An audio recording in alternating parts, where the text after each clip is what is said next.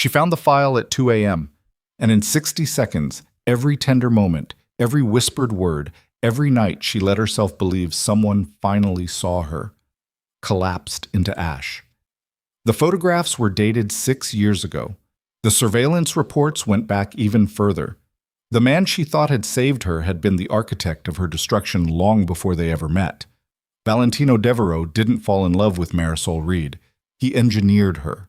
He dismantled her family, erased her future, and then positioned himself as the only hand willing to pull her from the rubble. The question that would haunt her for the rest of her life wasn't whether to run. It was whether she still could. If you've ever loved someone who turned out to be your biggest threat, hit that like button and drop your city in the comments. Let me see how far this story travels. Now stay with me, because this is only the beginning. The casino floor never slept. That was the first thing Marisol Reed had learned when she took the job 14 months ago, that the Meridian Grand operated on a kind of manufactured timelessness, a bubble where 3 in the morning looked identical to noon, where the slot machines cycled their synthetic chimes without pause, where cocktail waitresses moved through the amber light with the tired precision of women who had long ago stopped counting hours. Marisol didn't work the floor. She worked in the basement. Not literally. Her office was on the 4th floor, technically.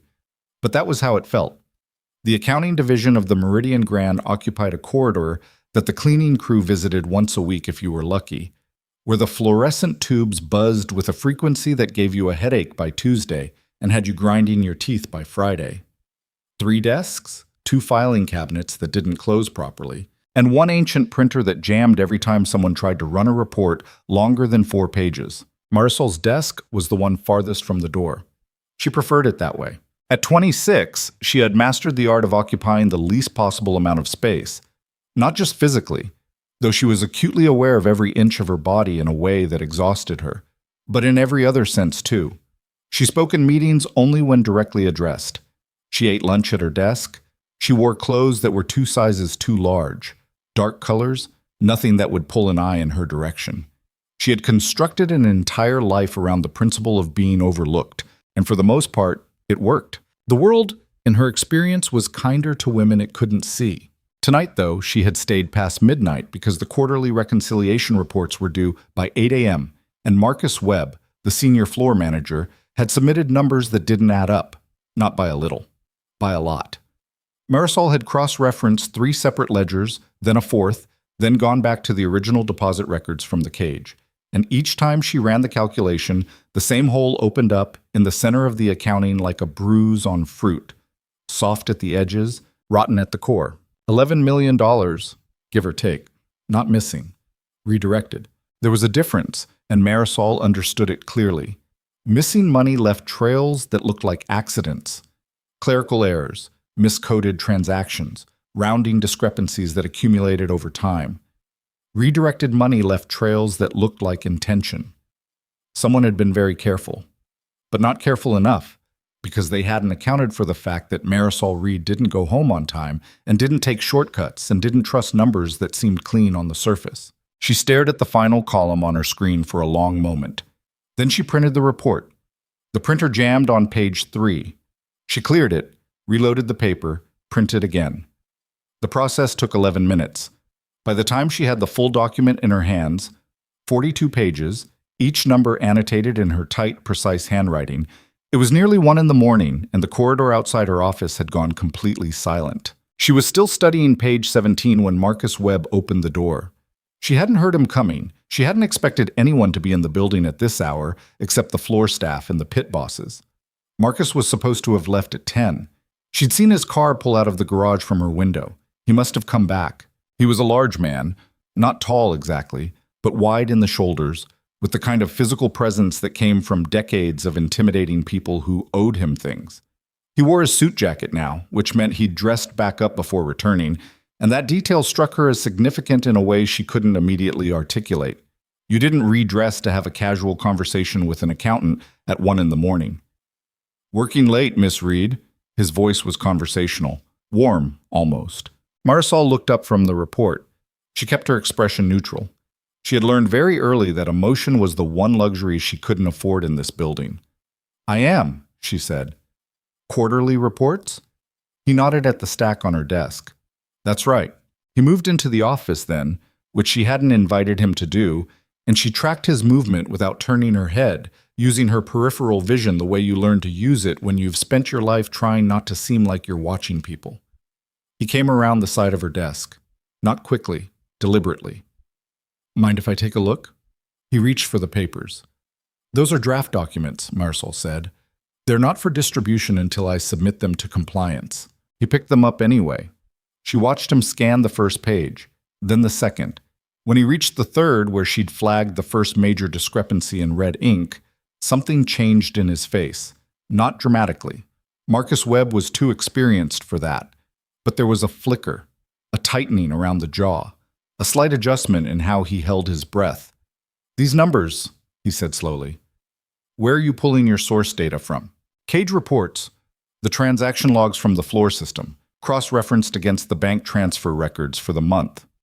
The floor system has known errors in the date stamp protocol." He set the papers back down. "Finance already issued a memo about it. You'd have gotten the wrong figures." Marisol looked at him. "I accounted for that." "Clearly you didn't, because these numbers don't reflect the corrected data." "Mr. Webb," she kept her voice even, "I've been through 4 versions of this reconciliation.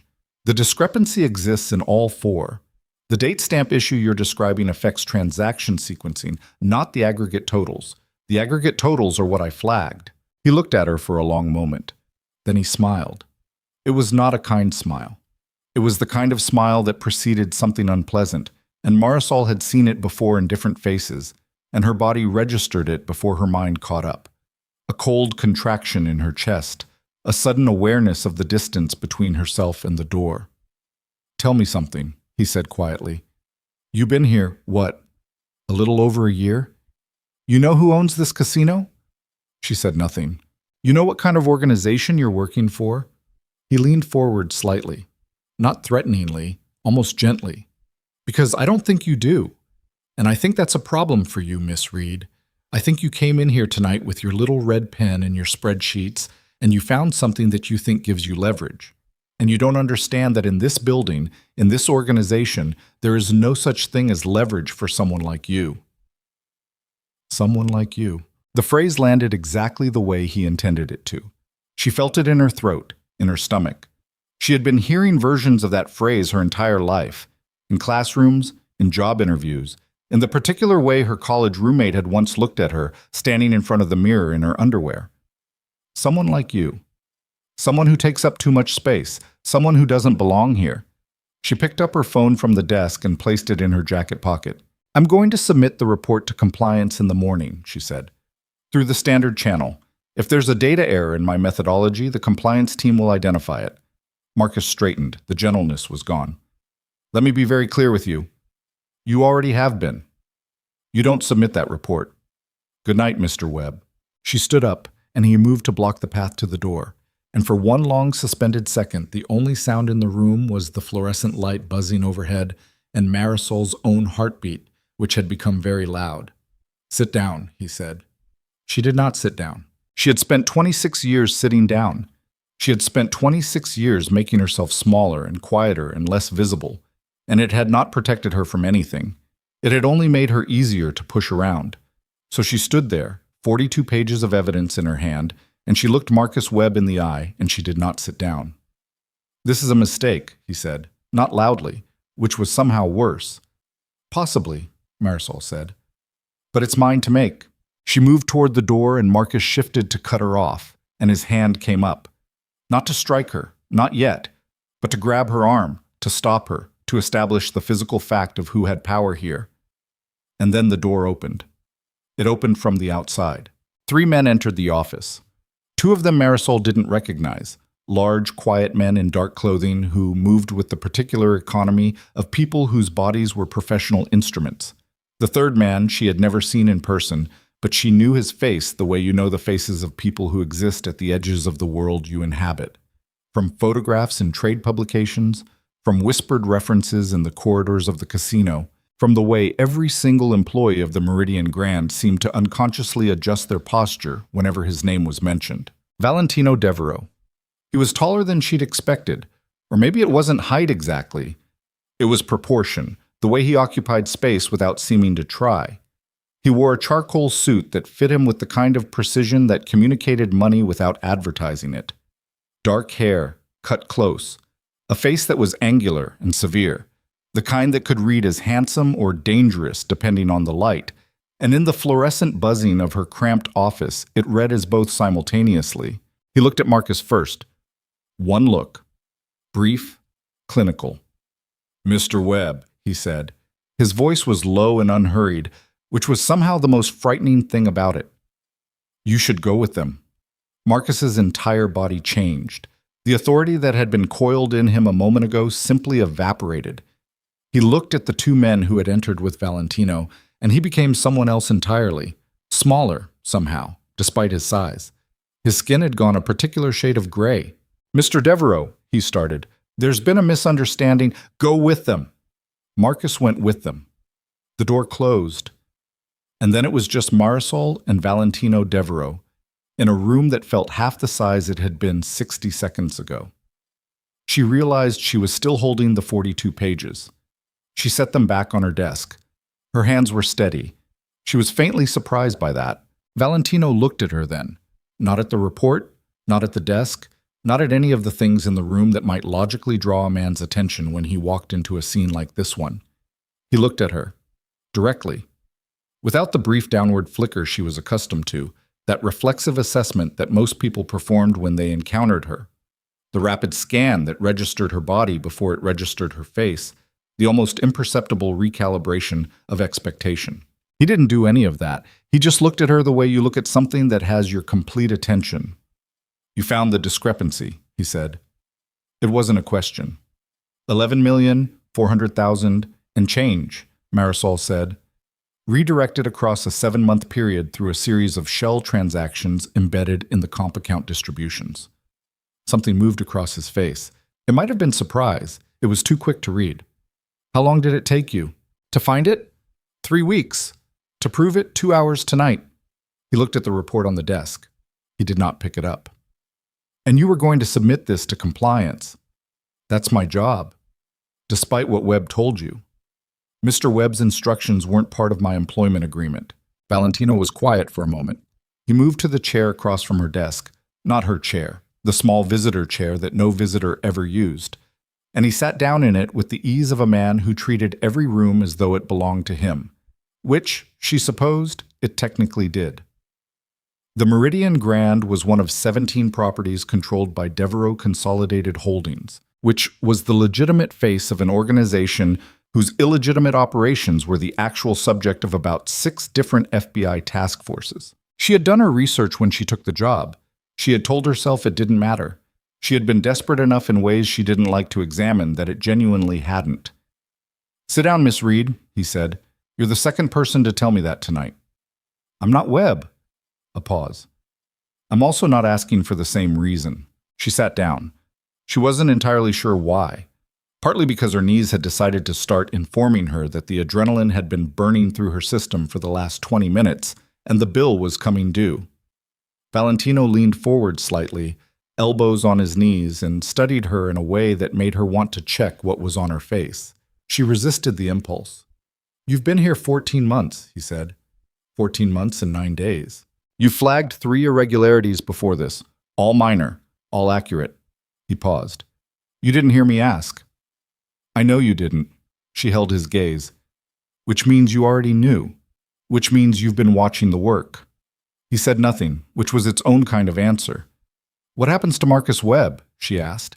"That's not your concern." "You're going to tell me it's better if I don't know." "I'm going to tell you it's irrelevant to what I want to discuss." "What do you want to discuss?" He looked at her for a long moment. The fluorescent light continued its neurotic buzzing overhead. Somewhere far above them, beyond the ceiling tiles and the floors of hotel rooms and the vast machinery of the casino, people were gambling, losing, winning, ordering drinks, living the kind of lives that didn't require sitting in a basement office at 1 a.m. figuring out where $11 million had gone. "I want to discuss what you're worth," Valentino said. Marisol kept her face still. "In what sense?" "In the sense that I've had 3 different forensic accounting firms audit the Meridian Grand in the past 4 years. None of them found what you found in 7 months with access to a broken printer and a single monitor. She said nothing. Webb had been running this operation for 3 years, Valentino continued. He was careful. He was connected. He believed he was untouchable. He paused. He was wrong, but he had reasonable grounds for that belief. What do you want from me, Mr. Devereaux? I want to offer you a different position. Marisol waited. Director of Financial Operations, across all 17 properties. Full access to every ledger, every account, every transaction record in the organization. He said it the way he said everything, quietly, without emphasis, as though the words didn't carry the weight of a small earthquake. The compensation would be significant, the work would be demanding, and you would report directly to me. She stared at him. I currently have a master's degree in forensic accounting that I never finished, she said, because I had to leave graduate school when my family lost its primary income source. I have 14 months of experience in a mid-tier casino property. I am 26 years old.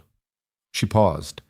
You have people on your payroll with 40 years of experience and credentials that would require a separate conversation to list. Why would you offer this to me? He looked at her steadily. Because you didn't sit down when Webb told you to. The simplicity of it caught her off guard. She had expected something more calculated. A reference to her technical skill, a cost-benefit analysis, something that would make the offer feel like a business decision.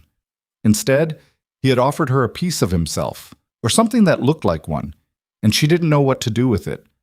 I need to think about it, she said. Take the night, he said. He stood up, and in the confined space of the office, the shift in his height registered as something physical. He picked up his jacket from where he draped it over the visitor chair. We'll talk in the morning. He moved toward the door. Then he stopped. He turned and looked at her one more time, and there was something in that look, something she couldn't name and wasn't prepared for, that made the back of her neck go warm. Lock this floor when you leave, he said. The building will be different tomorrow. He left. The door closed behind him with a soft, precise click. Marisol sat in the buzzing silence for a long time. Then she put her head in her hands. She took the job. She had told herself she was going to think about it carefully, weigh the professional risks against the obvious insanity of becoming the chief financial officer of an organization that operated in the gray space between legitimate business and organized crime. She had told herself she would consult with someone. A lawyer, maybe, or the one friend she trusted completely. Her college roommate Danny, who now worked in legal compliance in Chicago and would absolutely tell her to run. Instead, she went home, lay on her bed fully dressed, stared at the ceiling for 2 hours, and at 6 a.m. sent a text to the number that had appeared on a card she hadn't watched anyone put in her pocket, but which she'd found there when she reached for her keys. I'll take the position. The response came 4 minutes later. My office. 9 a.m. Use the private entrance on Craven Street. Elias will meet you. She showed up at 8:45.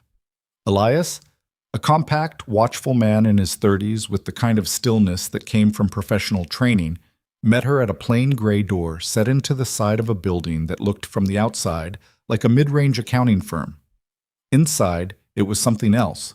Marble floors, dark wood paneling, art on the walls that looked like it belonged in museums rather than offices.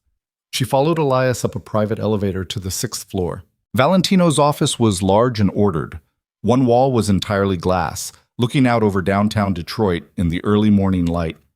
He was standing when she entered, jacket off, sleeves rolled to the forearm, looking at something on a wide desk that was covered in organized stacks of documents. He looked up. You're early, he said. I'm always early. She set her bag down in the chair nearest the door. It's one of my more annoying qualities. Something shifted at the corner of his mouth. Not quite a smile.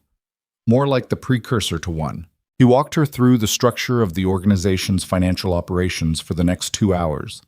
It was methodical and exhaustive, and she found herself matching his pace without effort, asking questions that made him pause sometimes, made him look at her with that particular attention she had noticed the night before and still couldn't categorize. By 11 o'clock, she had a clearer picture of the financial architecture of Devereaux Consolidated than any outside auditor had likely ever achieved. The layering process for the casino revenues, she said, has a structural inefficiency in the 3rd tier. The timing variance between the comp account cycles and the corresponding shell distributions creates a window of approximately 72 hours where the transaction pairing is exposed. Anyone looking specifically for that pattern would find it in under a month. Valentino looked at her for a moment. The person who designed that system has been with the organization for 11 years, he said. Then they've been lucky for 11 years. She looked at the diagram she'd been building on the notepad in front of her. I can fix it. I know you can. The way he said it made her look up. He was watching her again with that direct, unguarded attention, and she felt it the way you feel a change in pressure. Not painful, but registering in every nerve. She looked back at her notepad. I'll need full system access by Monday, she said, and I'll need to meet with the department heads at all 17 properties within the first 2 weeks.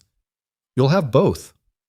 And I'll need it understood that I report to you and no one else, not to any intermediate layer in the organizational structure.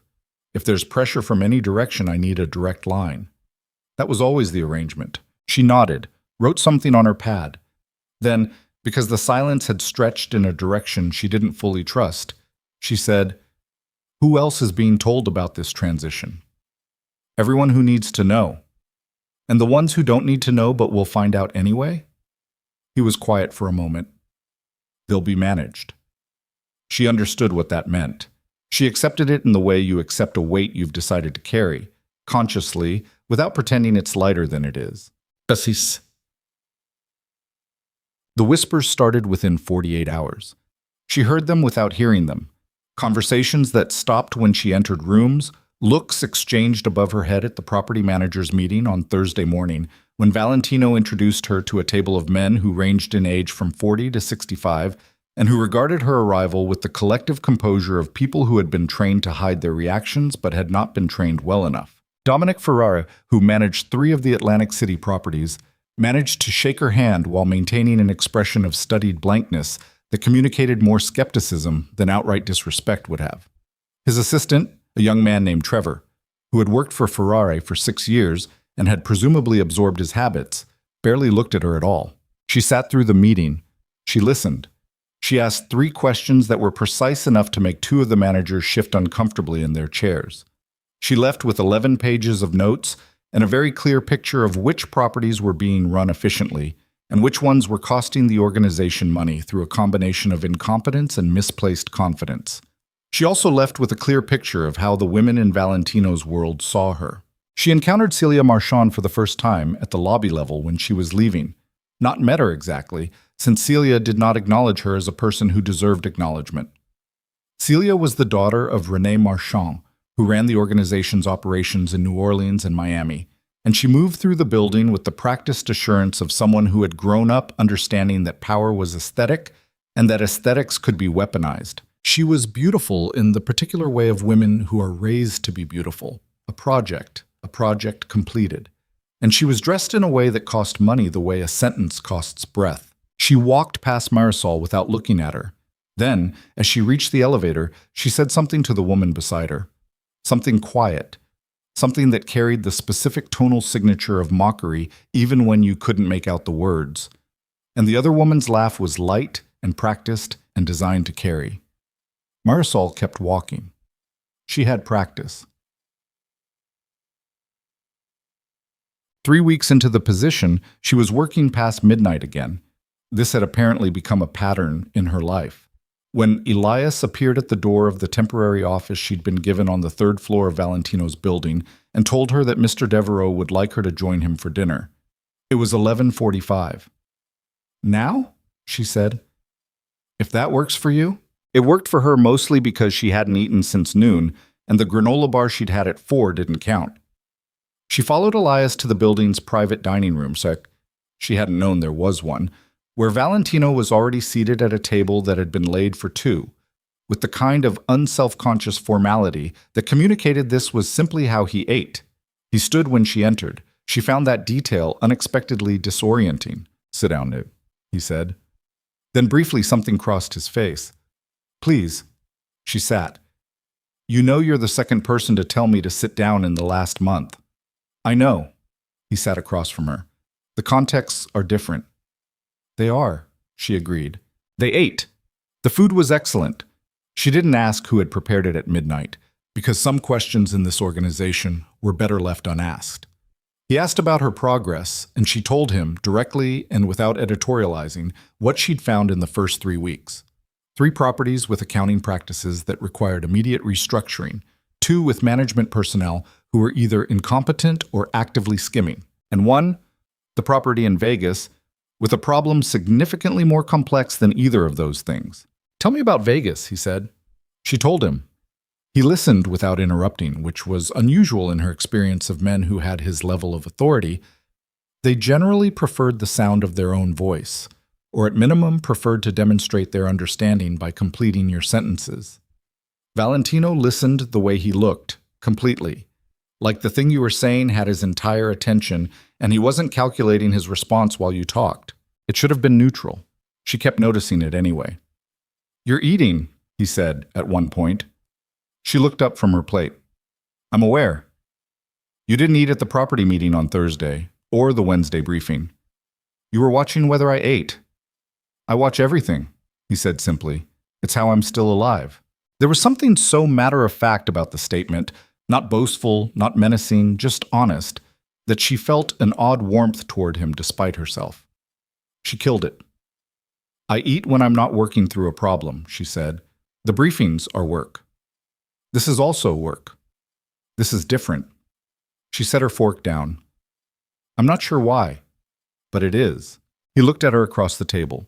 The dining room was quiet, lit with low, warm light that was nothing like the fluorescent buzz of her usual environment, and in that light his face was still angular and still severe, but it was something else too, something that she didn't have a word for, and was slightly frightened by the absence of one. "What do you do when you're not working?" he asked. She almost laughed. "I'm always working." "Before the casino?" She was quiet for a moment. "Graduate school, and before that, helping manage my father's business." "The manufacturing company." She looked at him. "You know about that. I know you had to leave school when it went under." He said it carefully. Not softly. Valentino Devereaux didn't do soft, she was beginning to understand. But carefully, like a man aware of where a bruise is. "It went under 6 years ago," she said. "My father built it over 20 years. When it collapsed, we lost everything. The house, the savings. He went into debt that took 4 years to climb partway out of." She paused. "I left school 18 credits before my degree. I've been working to pay it back since." He said nothing for a moment.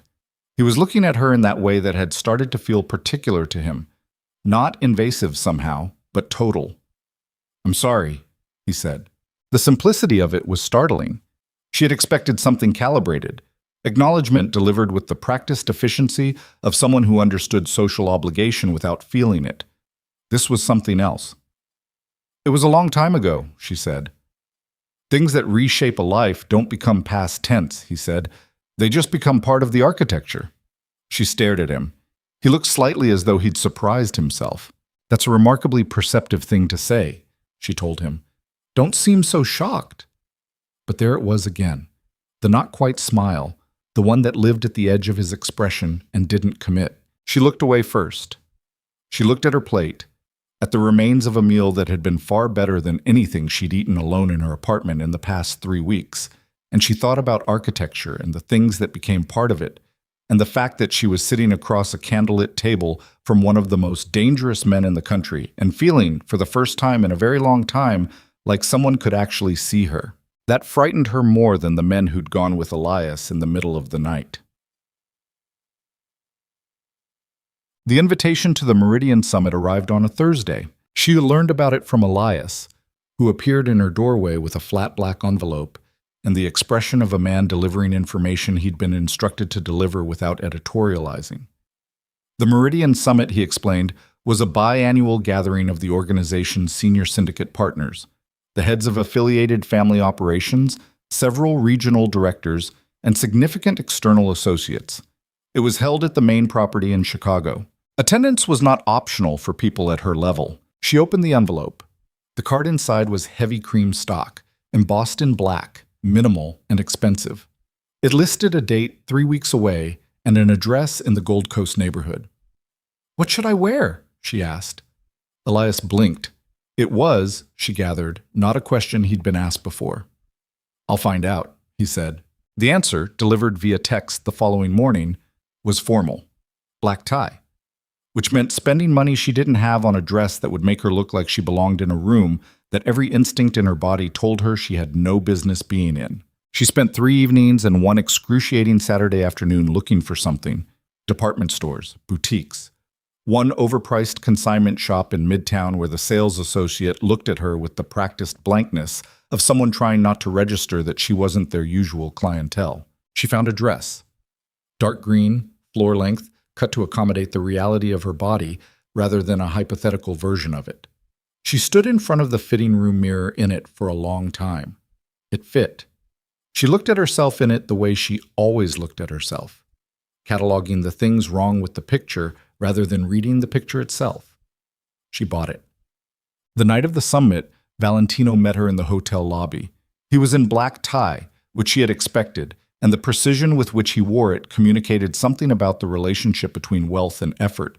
This was not a man who found formal clothing uncomfortable because he had never found any clothing uncomfortable, or at least had never allowed discomfort to register. He looked at her when she crossed the lobby, and something in his face, very briefly, changed. She reached him. He said nothing for a moment. "You look—" He stopped. "Nervous?" she offered. "No." He studied her.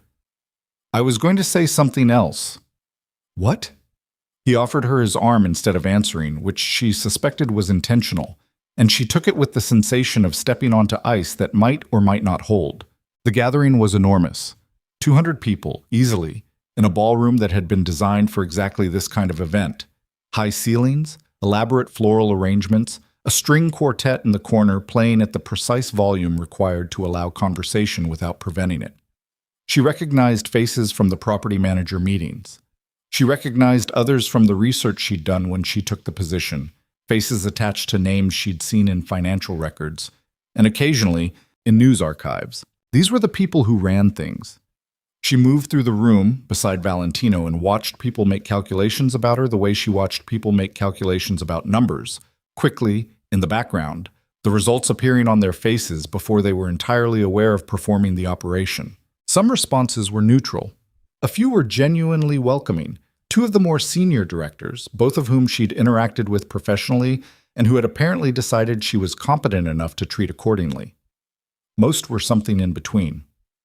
And then there was Celia Marchand. She had seen Celia in passing 4 or 5 times since that first encounter in the lobby. They had never spoken directly. The encounters had the particular texture of interactions with someone who considers your existence an inconvenience rather than a fact. Not hostile exactly, but dismissive in a way that was deliberate rather than accidental. Tonight, in a room full of the syndicate's inner circle, Celia had a different kind of confidence. She moved through it as a native, not a visitor, greeting people with the ease of someone who had grown up at these events and understood their social architecture. She found Marisol during the cocktail hour, near the bar, while Valentino was 3 feet away in conversation with Renee Marchand. Celia was with 2 other women, both expensively dressed, both young, both carrying the practiced calm of people waiting to watch something happen. Celia herself was in white silk, which was an aggressive choice for a room that was already paying attention to her. "You must be the new CFO," Celia said. Her tone was light, almost curious. "I've heard so much about you." "Good things, I hope," Marisol said. "Oh, all kinds." Celia tilted her head. "It's brave, isn't it, taking on a role like this without, the traditional background." The word traditional landed with the precision of a blade placed carefully. It meant without the right credentials, without the right connections, without the right look, without the right body. It meant all of those things simultaneously, and it was designed to.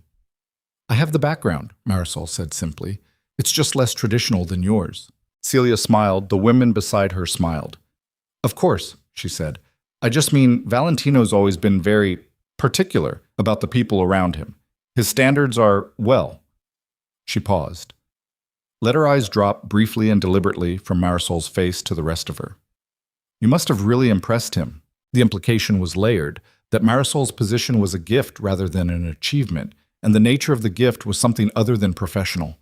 She felt it move through her like a cold current, She said, "I did," and nothing else. Celia opened her mouth to say something further. Valentino was beside Marisol before the words came out. She hadn't seen him move.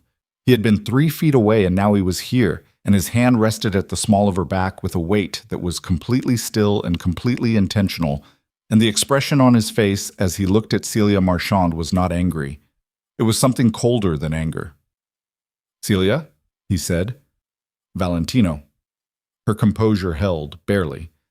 "Your father is looking for you. There's a conversation he needs to have before the dinner service begins."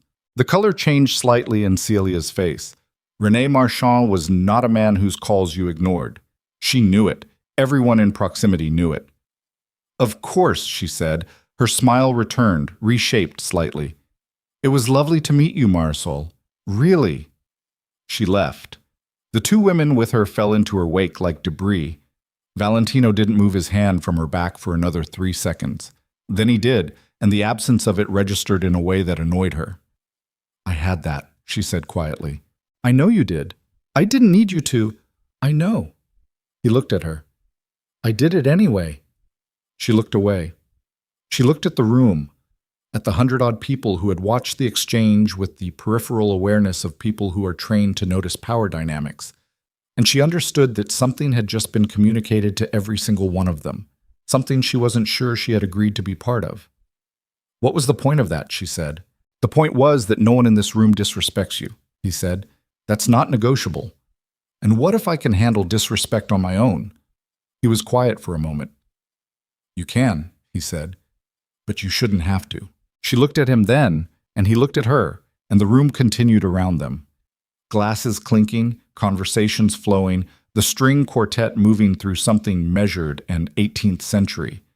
And she felt the ice beneath her shift in a way that made every rational instinct she had tell her to step back. She didn't step back, but she felt the edge of something beginning, something she couldn't name yet, something that would change her life in ways she couldn't predict. That was the night Marisol Reed started to understand that the most dangerous thing in this building was not the men with guns. It was the way Valentino Devereaux looked at her like she was the only thing in the room worth seeing, and the terrifying possibility that she was beginning to believe him. 2 weeks later, she would find the file, and everything would break. The file wasn't hidden. That was the thing that kept coming back to her in the days that followed the summit.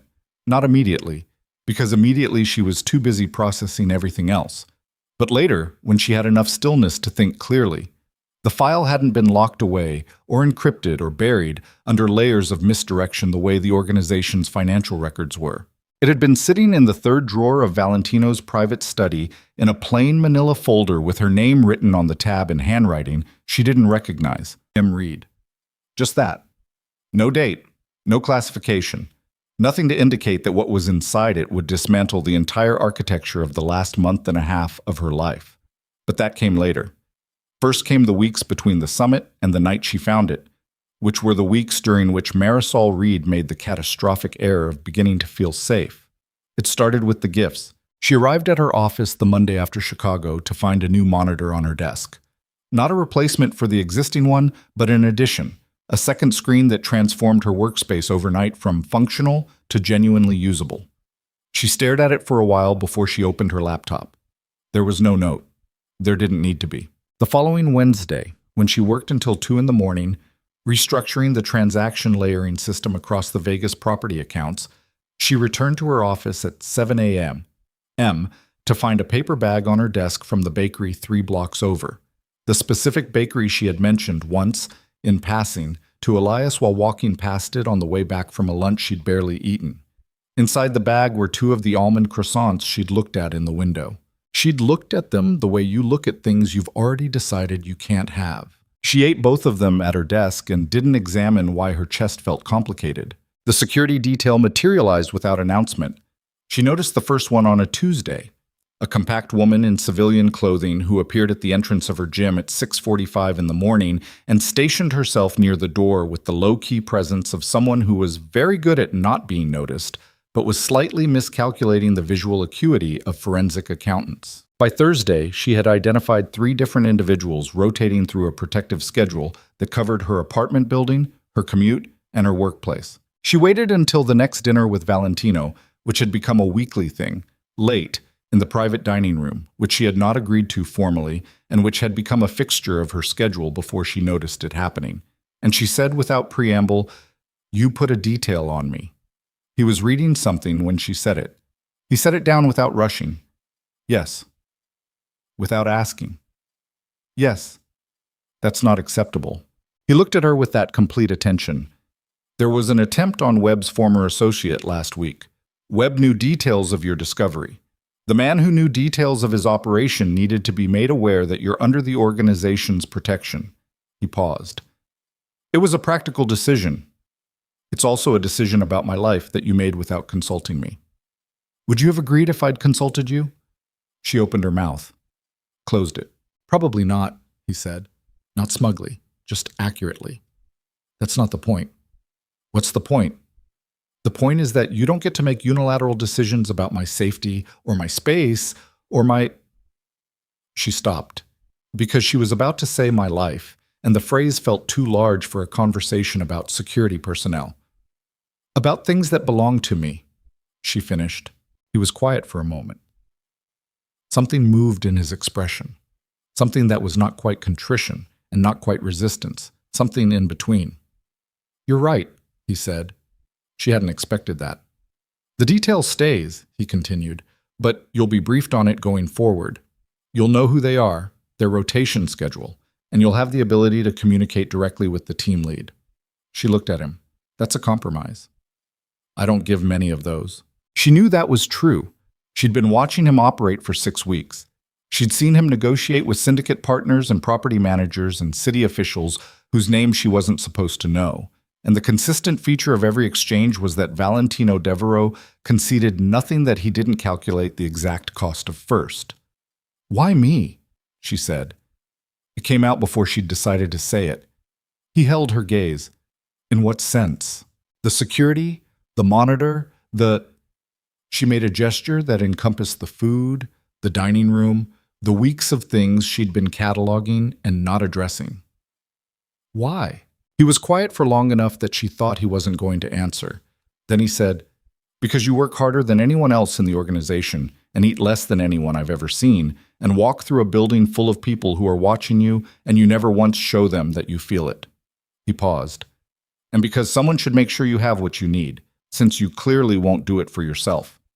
The directness of it hit her somewhere she hadn't armored properly. "That sounds like pity," she said. "It isn't." "What is it?" He picked up his fork. The subject apparently was closed.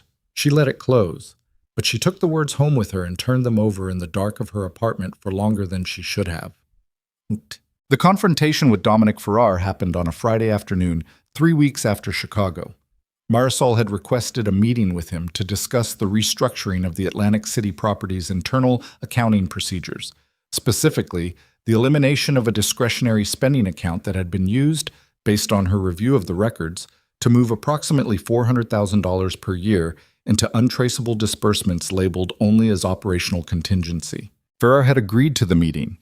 He had been polite on the phone, which had made her mildly suspicious, because polite men who were watching their financial practices being dismantled were generally polite the way pressure was polite before it became an explosion. She arrived at his office at 3 p.m. with her laptop and a 12-page summary of her findings. He arrived 12 minutes late, which was an opening statement. He brought Trevor with him, the assistant, who set up a recording device on the conference table that was technically standard practice, but felt, in context, like a weapon being placed in plain sight. "Miss Reed." Ferrari settled into his chair with the heavy ease of a man who owned the furniture.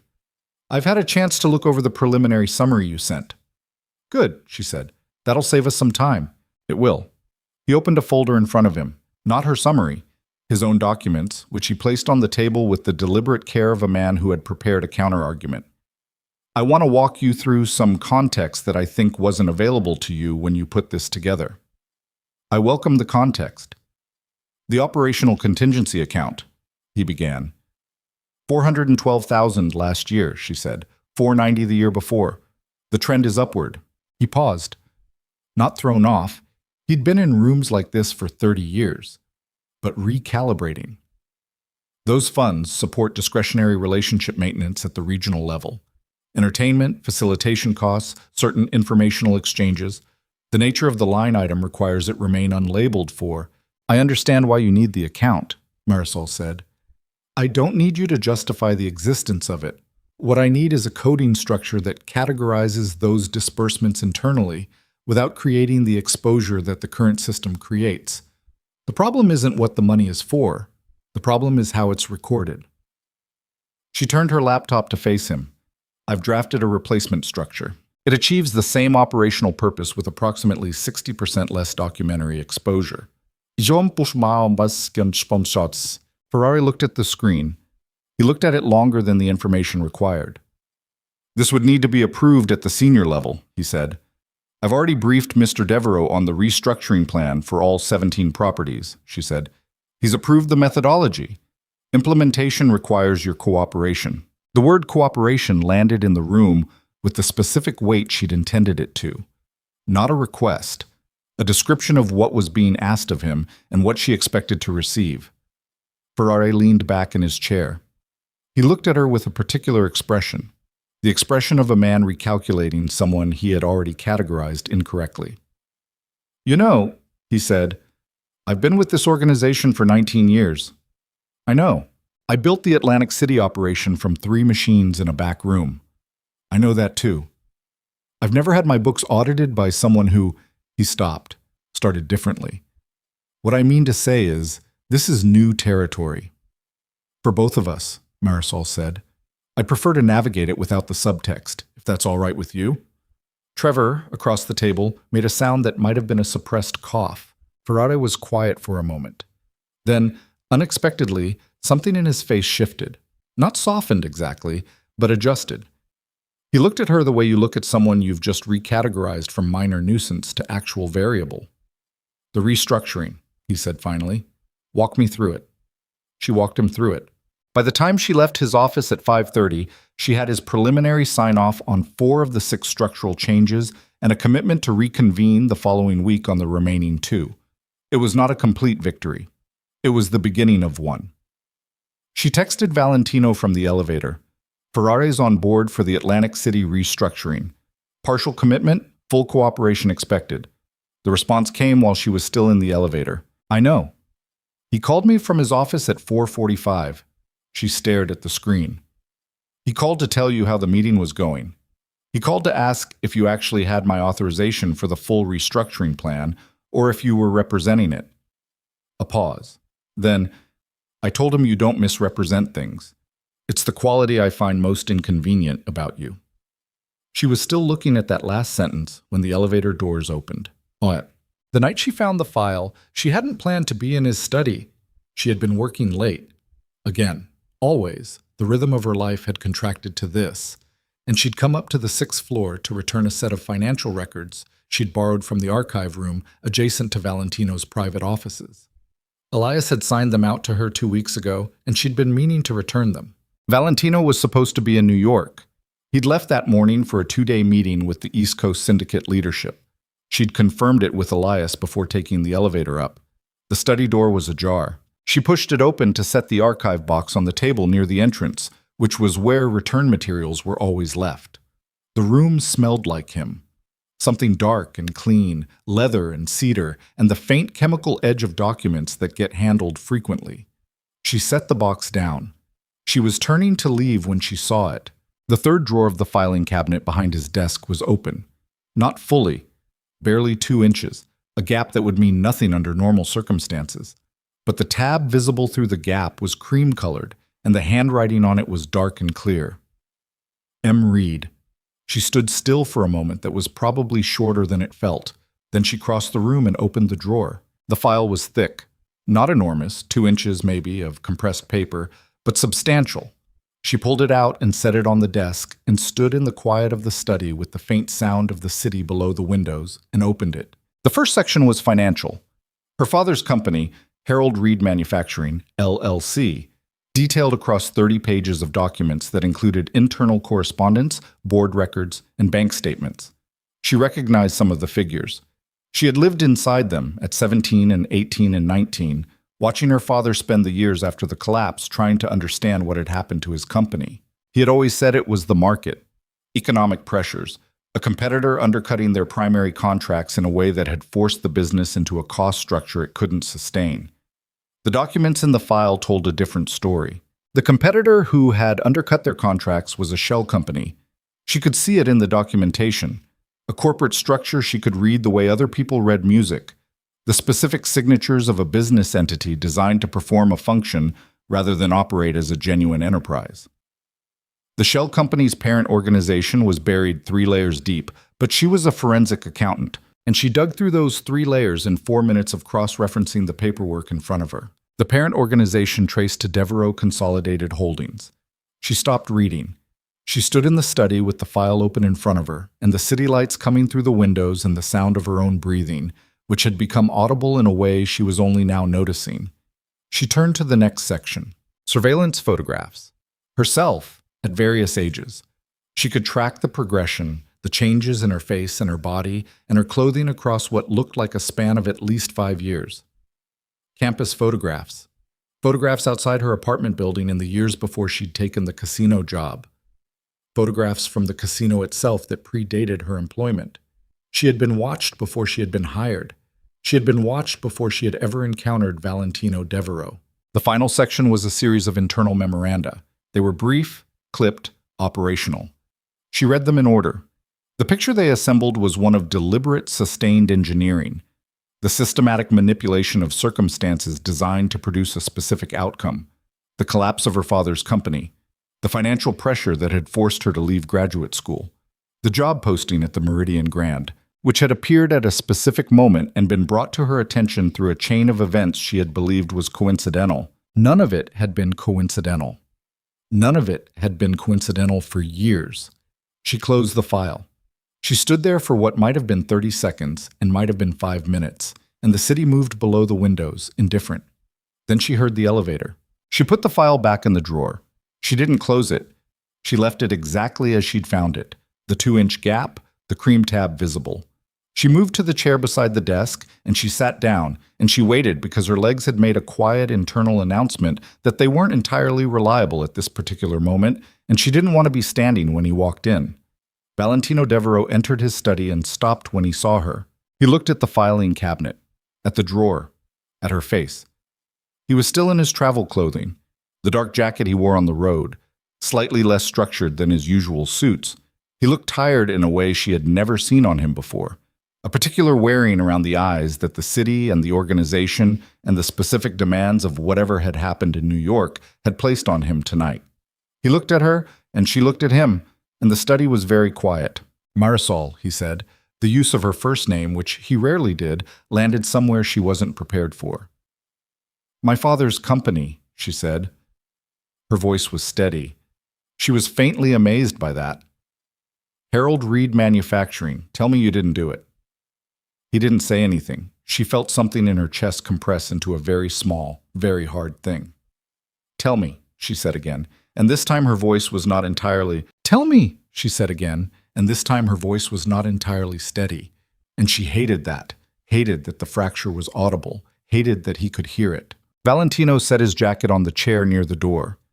The gesture was slow and deliberate, the kind of slowness that wasn't calm but was performing calm. And she watched his hands and thought about how well she had learned to read this man in 6 weeks, how she'd learned the specific weight of his silences, the difference between the pause that preceded a decision and the pause that preceded a truth. And she understood now that she had been reading a performance, that everything she thought she'd learned had been information he'd allowed her to gather. He turned and looked at her. Yes, he said. One word. Clean and direct and absolutely devastating. Marisol stood up from the chair. Her legs held. She was surprised.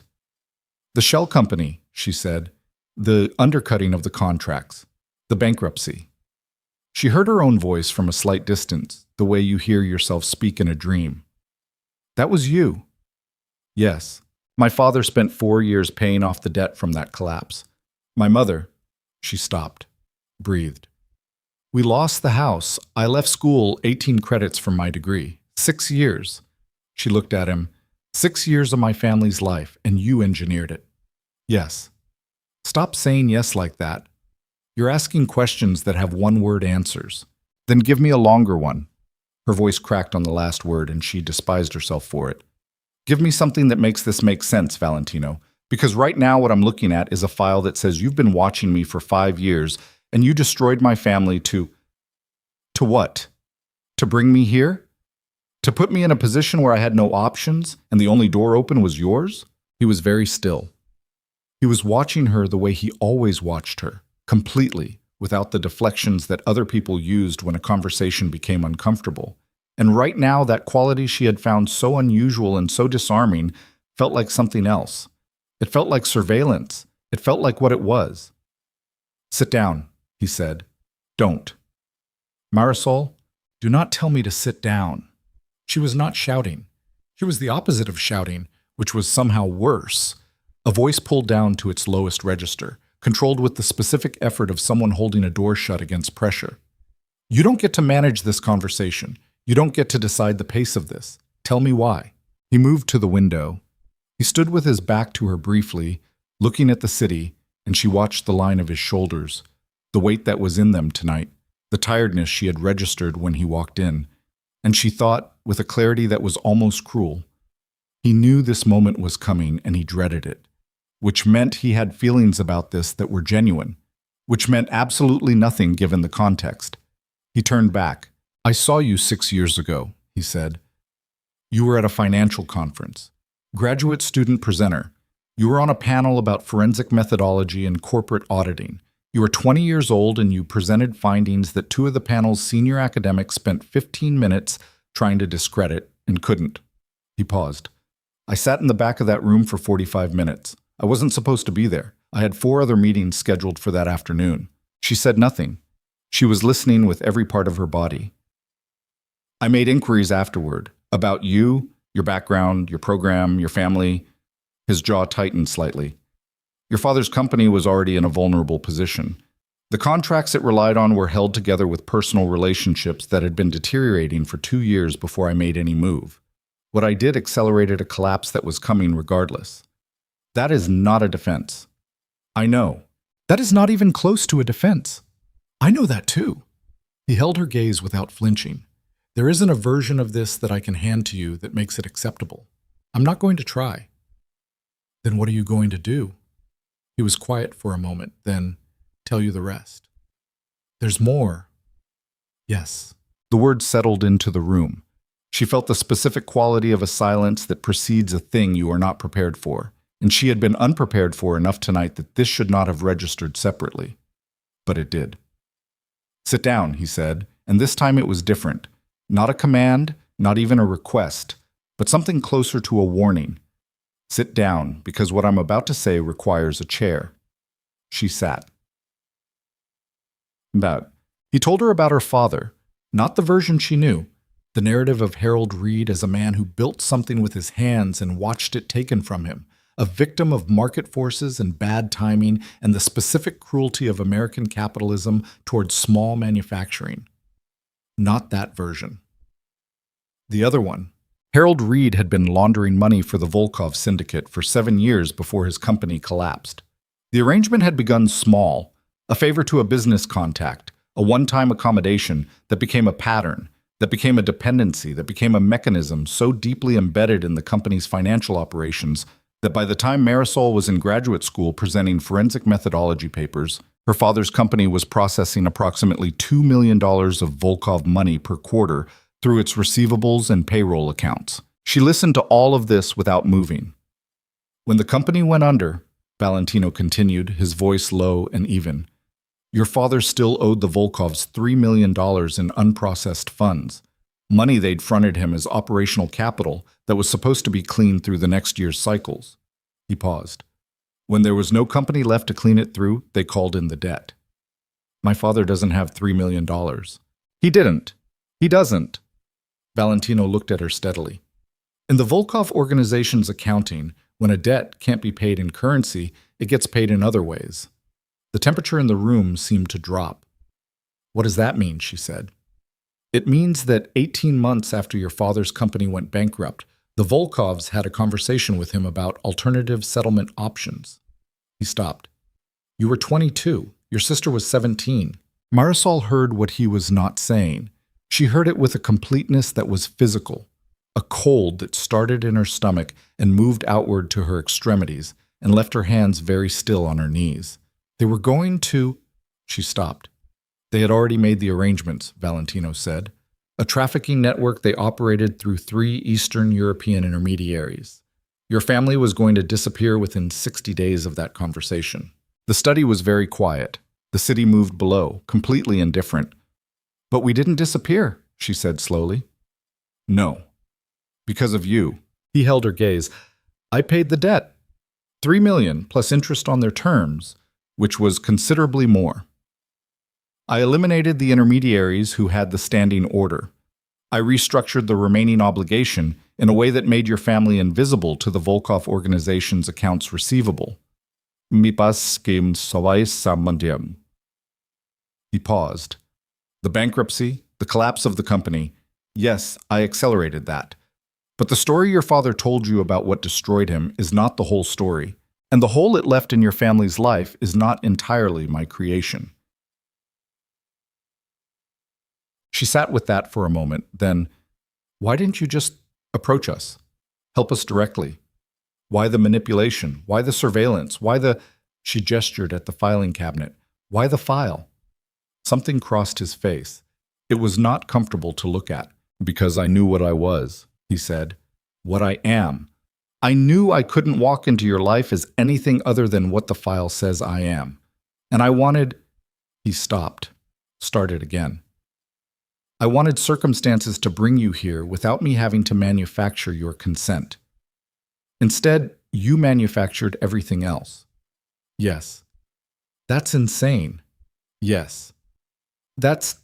You understand that what you're describing is not something a rational person does. I know what I am, he said again. I told you that. She stood up again. She needed to move. She crossed to the other side of the study and stood with her back to the window and looked at him from across the room, and she thought about 6 weeks of dinners and monitors and almond croissants and the weight of his hand at the small of her back in a Chicago ballroom, and she thought about a file in a drawer with her name on the tab, and she thought about her father's hands, the way they'd looked during the bankruptcy proceedings. A man watching 20 years of work turn to paper in a courtroom. My father knows what he did, she said, that he was laundering money. Yes. Does he know you paid his debt? No. He believes it was resolved through a creditor negotiation. A pause. He doesn't know the Volkovs were going to take you. She pressed the back of her hand against her mouth for a moment. 1 moment. Then she lowered it. I need to leave, she said. Marisol, I need to leave this building. She picked up her bag from where she'd set it near the door. Her hands were not entirely steady now, but they were functional. I need to not be in this room with you right now. Let me have Elias take you. No. She turned and looked at him, and whatever was on her face made him stop speaking. No. Don't send anyone with me. Don't have anyone follow me. I need to be somewhere you haven't engineered. He looked at her for a long moment. Something moved through his expression that she didn't have the capacity to interpret right now. All right, he said quietly. She left. She went to Danny. Danny Okafor had been her college roommate for 3 years and her closest friend for 8. And she lived in a 3rd-floor apartment in Corktown with a rescue dog named Premises and an absolute refusal to maintain business hours that made her both a slightly chaotic legal compliance officer and the exact right person to call at 11:30 on a Thursday night. Danny opened the door, read Marisol's face in approximately half a second, and said, "Come in and start from the beginning." Marisol came in and started from the beginning. It took an hour.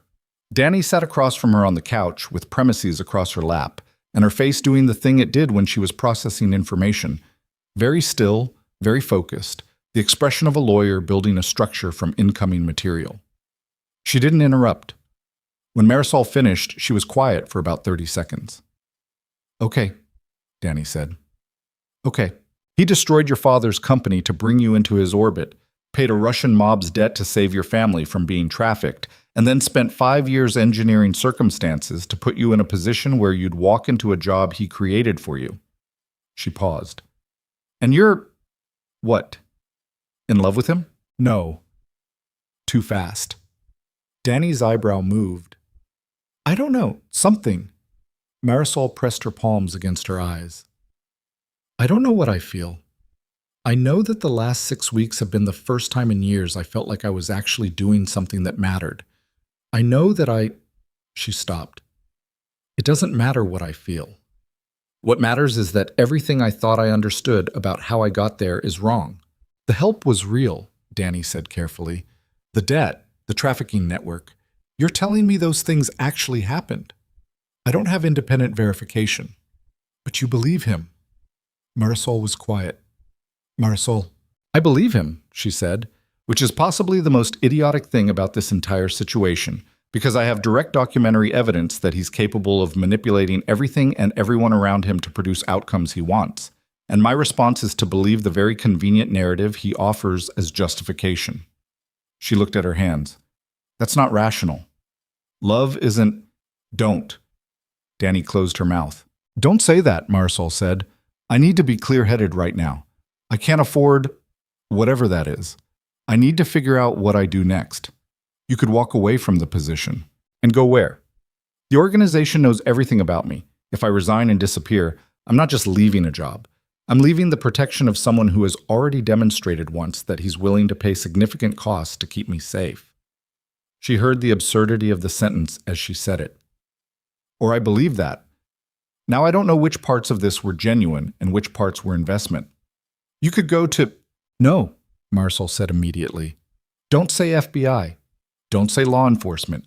You know what I know about this organization, which means you know what happens to people who go in that direction. Danny was quiet for a moment. Then what? I need to stay somewhere off the grid for a few days. I need to think.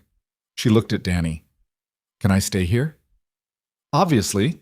Danny shifted premises off her lap. You want tea or something stronger?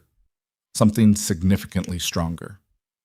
She slept on Danny's couch and woke at 5 a.m. with the specific clarity that comes after no real rest. Everything sharp, nothing cushioned. She lay in the gray early light and she thought about her father and about a file in a drawer and about the particular way Valentino had said, I know what I am, twice, both times with the same flat certainty of a man who has long ago made his peace with his own nature and expects no one else to. She thought about her sister, Adina, who was 23 now and working as a graphic designer in Philadelphia and who had never known, had no idea how close she had come to something unthinkable at 17. By 7, she had her laptop open, running queries through databases she technically still had access to. She pulled Volkov's syndicate records from the legal repositories she could reach through her professional credentials. She pulled her father's bankruptcy records. She pulled the corporate registration documents for the shell company Valentino had used to undercut Harold Reed Manufacturing's contracts. She was cross-referencing the third set of documents when Danny appeared in the kitchen doorway with 2 coffees and stopped. You're working, Danny said. I'm verifying. His story. All of it. Marisol took the coffee without looking up. If he told me the truth, there'll be traces. Volkov debt records don't disappear cleanly. Payment of that size leaves marks even when both parties want it invisible. She found the first mark 40 minutes later. A legal filing in a New York commercial court. A debt settlement recorded under a corporate name she had to run through 3 layers of registry before it resolved to a Devereaux holding entity. The settlement amount was redacted. The counterparty was identified only by a numeric code, but the code matched a Volkov-affiliated LLC that appeared in a 2019 federal indictment she found in the public record. She sat back in the chair. It was real. The debt payment was real, which meant the threat had been real, which meant her family had been 60 days from something she still couldn't fully let herself picture, and the man she was currently running from had been the thing standing between them and it. She was still sitting with that when Danny's phone rang. Danny answered it in the kitchen. Marisol heard the first 2 words of the conversation, and then she heard a shift in Danny's voice, something that tightened, something that moved from morning casual to alert, and she stood up. Danny appeared in the doorway. Her face had changed. That was my building's front desk, she said. Her voice was careful. Someone's been asking about you. Not by name, by description. She paused. And the guy at the desk says he didn't recognize them. He said they weren't from the building and they weren't anyone's guest. Marisol felt the cold from the previous night return. When? She said. 20 minutes ago. Danny looked at her. Mari, these are not Valentino's people? His people would know exactly where I am, she said. He has the security detail rotation. He has my phone's location. She looked at her phone on the table, thought about the Volkov records she'd been reviewing for the past hour, thought about a debt paid 6 years ago and whether a debt of that kind ever truly closed, or whether it simply waited. Then who? Danny started. Marisol's phone lit up on the table. Not a call. A text. From a number she didn't recognize. 4 words. We know you're there. Marisol stared at the screen and understood, with a certainty that felt like ice water replacing everything warm in her body, that she had been so consumed with what Valentino had done to her family 6 years ago that she had completely failed to account for the people who had wanted to do something far. We know you're there. Marisol stared at the 4 words until they blurred. Then she picked up the phone, walked to Danny's bathroom, turned on the shower to full pressure, and called Valentino. He answered on the first ring. Where are you? He said. Not a question. The voice of a man who had been waiting for this call and was managing the specific discipline of not having called himself. Danny's apartment, Corktown. She kept her voice low and even. I have a problem that isn't about you. A pause. Brief. Tell me. The Volkovs. I've been running their records for the last hour trying to verify your story, and I think... She stopped, thought about how to say the next part. I think I tripped something. A flag on a database query, or a name search, or the debt settlement record. Something. She pressed her back against the cold tile of the bathroom wall. Someone was asking about me downstairs 20 minutes ago. I just got a text from an unknown number. 4 words. We know you're there. The silence on the other end lasted exactly 3 seconds. Don't move, he said. Don't go near the windows. Is there a back exit in the building? I don't know. Danny would. Get Danny. Find out. I'll call you back in 90 seconds. He hung up. She came out of the bathroom. Danny was standing in the hallway with premises pressed against her leg and an expression that had moved fully into a register Marisol had never seen on her face before. Not panic, because Danny didn't panic, but the particular focused stillness of someone whose legal training had just become inadequate for the situation. Back exit, Marisol said. Building maintenance access, ground floor, east corridor. It opens to the alley behind 18th Street. Marisol's phone rang. East corridor maintenance exit to the alley behind 18th. She said it before Valentino could speak. I know the building, he said. There's a black SUV on 18th already. 2 minutes. Elias is driving. Don't wait for confirmation from me. When you see it, get in. Donnie comes with me. A beat. Yes, fine. Go now, Marisol. Don't stop for anything. Marisol. Don't.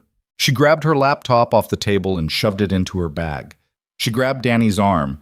Danny grabbed her keys and Premises' leash in a single motion. The dog was already on his feet, reading the room with the animal precision of a creature who understood threat before the humans in the space had finished cataloging it. Leave the dog, Marisol said. I'm not leaving my dog. Danny, I am not leaving my dog. Let's go. They went. The east corridor smelled like detergent and old concrete, fluorescent strips overhead, a fire door at the far end with a push bar handle. Marisol went through it first, and the alley hit her. Cold morning air, the smell of the city's back end, dumpsters and exhaust, and the particular silence of a space that isn't designed for people. The alley was narrow. On her left, toward 18th, a slice of the street was visible. She saw the SUV before she'd taken 3 steps into the alley. Black, stationary, engine running. She grabbed Danny's wrist and they moved fast, not running. Running attracted the wrong attention, but the controlled, rapid walk of women who know exactly where they're going and mean to get there. Premises kept pace without pulling, which was either excellent training or the dog's own read on the situation. The SUV's rear door opened from the inside before they reached it. Elias was in the driver's seat. The man who opened the door was not someone Marisol recognized.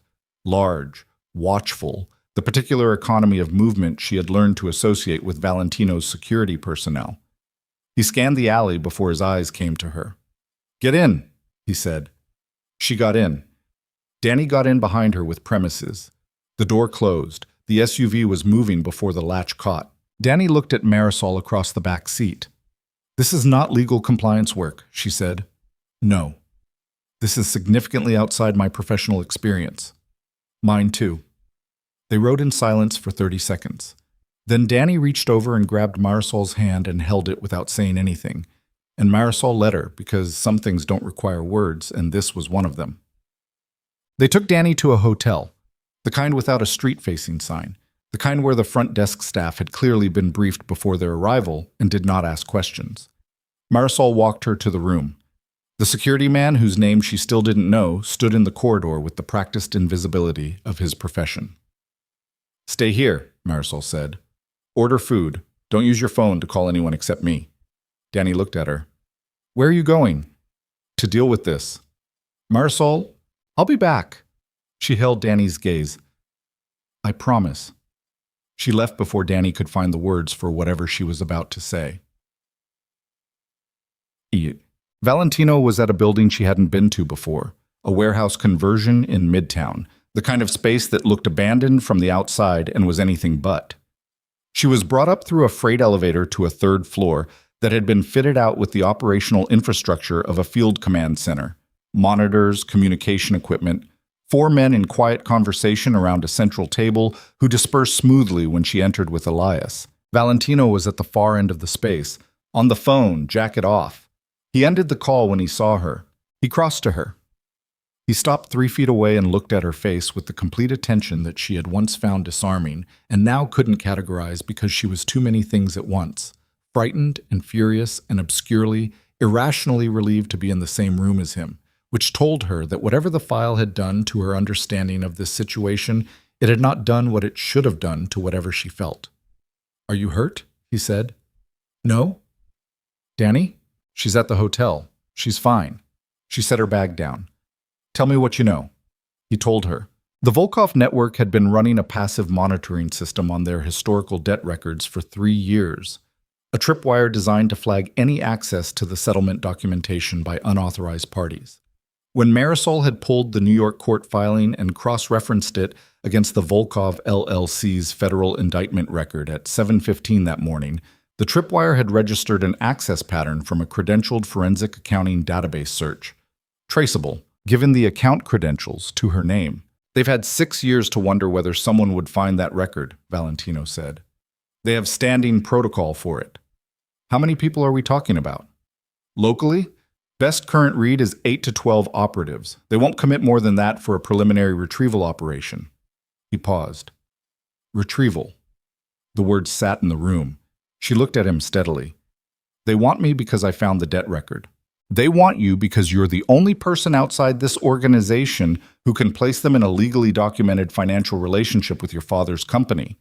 If that surfaces in the wrong context, it connects the Volkovs to a money laundering operation that a federal task force has been building a case around for 4 years.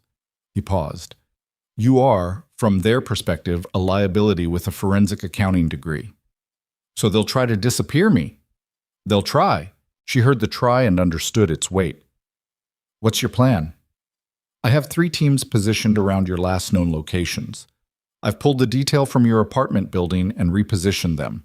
The hotel where Danny is has 4 of my people on every exit. He moved to the central table, to the monitors. The problem is that I don't know which approach they're going to use. 12 operatives, which means they have the numbers to run simultaneous approaches on multiple locations. They'll go for the weakest point, she said. She moved to the table beside him. She looked at the monitor showing the hotel's exterior feeds. They saw me at Danny's building, but they didn't intercept before we left, which means they're still locating me. They don't know where Danny is. Presumably. So the hotel is safe for now. She looked at the map overlay on the adjacent screen. My apartment? Covered. They'll try it. It's the obvious address. So they'll try it and find your people and pull back. She looked at the map. Then they need another angle. Her eyes moved, tracked the geography. The building they were in now, the hotel, Danny's building in Corktown, her apartment, her father's house in Dearborn, which was 17 miles from where she was standing. My father, she said. Valentino was already looking at her.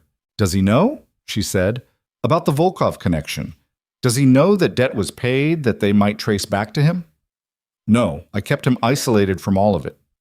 Which means he's not protected. Valentino reached for his phone. He was 3 words into the call when his communications man across the room said, Devereaux. The tone of his voice was flat and specific in the way that communicated bad news without editorial. Valentino looked at him. Volkov team just hit a residential address in Dearborn. The man was reading from a screen. 4-person approach. Police response estimated at 9 minutes. Marisol was already moving toward the freight elevator. Marisol. Valentino caught her arm. She spun on him. He let go immediately, but he didn't move back. Listen to me. If you go there right now, you're walking into a situation you can't control. He's my father. I have people 12 minutes from that address. 12 minutes is 3 minutes after the police get there, and a situation that involves the Volkov syndicate and Harold Reed and a 6-year-old money laundering operation is not something you want police walking into. He looked at her for a beat. She watched him calculate. 8 minutes, he said. I can get a 2-person unit there in 8. I'm going. Another beat, then he let her go. He came with her. The drive to Dearborn was 11 minutes because Elias drove the way men drive when the situation has been communicated to them clearly and speed is the only variable they control.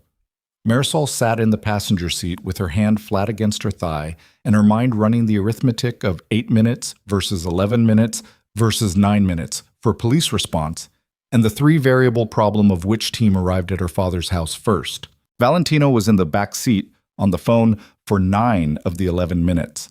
His voice low and operational, clipped commands to people she couldn't see, repositioning assets she didn't know the location of, pulling a thread of resources that ran through the city in ways she was only now beginning to understand the scale of. 2 of mine are there, he said, ending the last call. The Volkov team made entry through the back but hasn't reached the main floor. My people have the front and the east side. Is my father? He called out when they came in the back. He's mobile. He heard them. He's not in the kitchen. That means he went upstairs. She knew the house the way she knew all the architecture of her childhood, without thinking about it, in her body. Master bedroom. He locks that door when he's scared. He's been doing it since the bankruptcy. Elias turned onto the residential street. The neighborhood was ordinary. Neat houses, parked cars, a Thursday morning in late autumn that should have been unremarkable.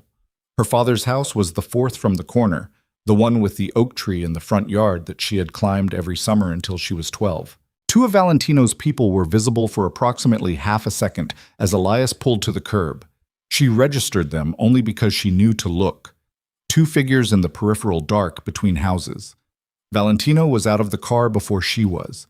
She came around the front and he was already there, and he looked at her with something in his face she didn't have time to read. Stay behind me, he said. This is my father's house. Stay behind me until I know where the Volkov team is. She didn't argue. She let him lead because he knew how to do this and she didn't, and the part of her that would normally have resisted the arrangement had been overridden by the part of her that had spent the last 40 minutes imagining her father alone in a house with men who had been sent to use him as leverage. They went through this front door. Valentino's key, which he had, and she registered this and filed it for later, opened the lock without sound. The entry hall was dim. The house smelled like her childhood, coffee, and the specific warm staleness of a house where a man lives alone, and she felt the smell in her throat like a hand gripping. Movement at the back of the house, heavy, deliberate, the movement of people who are searching room by room. Valentino signaled. She didn't know the signal system, but she understood the intent. Wait. And she waited, back against the wall near the staircase, while he moved toward the hallway. What happened next was fast, not the choreographed violence of film. This was faster and less clean than that, the specific brutal economy of men who operate in real space where there's no room for anything elaborate. She heard impact. She heard something heavy hit a wall. She heard a voice, not Valentino's, accented, cut off abruptly. A second impact. A third sound she didn't have a category for. Then silence. Then Valentino's voice, low, clear. She moved down the hallway. 2 men on the floor of her father's kitchen. both alive. She could see that, see the rise of chests, the specific unconsciousness of men who had been efficiently removed from the situation rather than killed. Valentino was standing with his back to the kitchen counter, breathing controlled, jacket torn at the left shoulder. His right hand was bleeding from a cut across the knuckles that he was not paying attention to. "2 more upstairs," he said. "My people have them." "My father." "Upstairs." "Locked room." "He's not hurt." She went past him and up the stairs. At the end of the corridor, the master bedroom door was closed. She knocked. "Dad, it's Marisol. Open the door." A long pause. Then the sound of a lock turning. Harold Reed opened the door. He was 61 years old and looked it and more. The years since the bankruptcy had taken something from his face that hadn't come back, a lightness that she remembered from her childhood and that had simply been absent since she was 19. He was in his bathrobe, and he was holding a fireplace poker, and when he saw her face, he closed his eyes briefly and opened them. "Baby," he said. His voice was unsteady. "I know," she said. "I know. You're okay." She put her hand on his arm. He was shaking slightly, the specific fine tremor of adrenaline in an older body that wasn't built for it. "There were men. They're gone. You're safe." She kept her voice even and steady because he needed that from her more than anything else right now. "Can you come downstairs with me?" He looked past her. He saw Valentino at the top of the stairs, the torn jacket, the bleeding hand, the expression that was controlled and watchful, and not anything so simple as threatening. Harold Reed looked at Valentino for a moment, and something complicated moved across his face. "Who is that?" he said quietly. Marisol looked at Valentino. Valentino looked at her. He did not answer for himself. He left it to her. "Someone who's been protecting us," she said, "for longer than either of us knew." Her father looked between them. Something in his face shifted. Something that was not relief and not trust, but was the beginning of a question that would take much longer than this morning to answer. "Come downstairs," she said. They went downstairs. In her father's kitchen, with 2 unconscious Volkov operatives on the floor, and the distant sound of sirens beginning somewhere in the grid of Dearborn streets. 9 minutes, she thought. The police response time was 9 minutes, and the 9 minutes was almost up. Valentino looked at her across the room. "We have 4 minutes before this gets complicated," he said. She knew what complicated meant. She knew that 2 unconscious men in her father's kitchen and the involvement of the Volkov syndicate in an address connected to Harold Reed's name would create a thread that ran directly to a 6-year-old money laundering arrangement that no one in this room had any interest in explaining to a Dearborn police department. "We take my father," she said. "Yes. And then what?" She held his gaze. She was aware of her father behind her, aware of the sirens getting closer, aware of the cut on Valentino's hand that was still bleeding onto the linoleum of her childhood kitchen without him acknowledging it. "What happens to the Volkov team? There were 8 to 12 operatives, you said. We have 4 of them. That leaves—" "I know the arithmetic." "Then say it." He held her gaze. "They'll regroup. They'll try again." He paused. "Which means we need to end this tonight. Not manage it. End it." The sirens were close now. "How?" she said. And Valentino Devereaux, who had spent 20 years building an empire on the principle that every problem had a solution if you were willing to pay the price, looked at her with something she had never seen in his face before. Not certainty, not the cold operational calm that was his default register in every difficult moment she had witnessed. What she saw was someone deciding how much of himself to show her. "There's a meet point the Volkovs use when they run operations in this city," he said. "A parking structure in Greektown. Level 4, northeast corner. They'll consolidate their team there within 2 hours of a failed retrieval operation. It's protocol. I've seen it before." He paused. "If we move on that location with everything I have available tonight, we finish it. We take away their operational capability in this region completely. The debt record becomes irrelevant because there's no one left to enforce it." She looked at him. "You're talking about a battle." "I'm talking about ending a threat to you and your family in the only language the Volkov organization has ever understood." Her father's voice behind her. "Marisol, those sirens." She looked at Valentino for one more second. "My father comes with us," she said. "He stays safe regardless of what happens tonight. That's not negotiable. Agreed. And when this is over. She stopped. There was too much in that sentence to finish it here. In 4 minutes, with sirens closing and 2 men on the floor, and a kitchen that smelled like coffee, and the specific wreckage of a life that had been engineered by the man standing in front of her. When this is over, we talk. Everything. No management, no calculation, just the truth. He held her gaze. Yes. She turned to her father. Let's go. The parking structure in Greektown stood 6 levels above the street, its concrete bones 40 years old and stained with the particular gray-brown of Detroit winters. Level 4 was the second from the top, open on the north and east faces, a wind corridor at this hour that made the temperature feel 15 degrees colder than the street below. Marisol had not intended to be here. She had told herself in the 45 minutes between leaving her father's house and arriving at the consolidation point that she would stay with Harold, that her role in whatever Valentino was about to do ended at the information she'd provided, the confirmation of the protocol, the database research that had started all of this.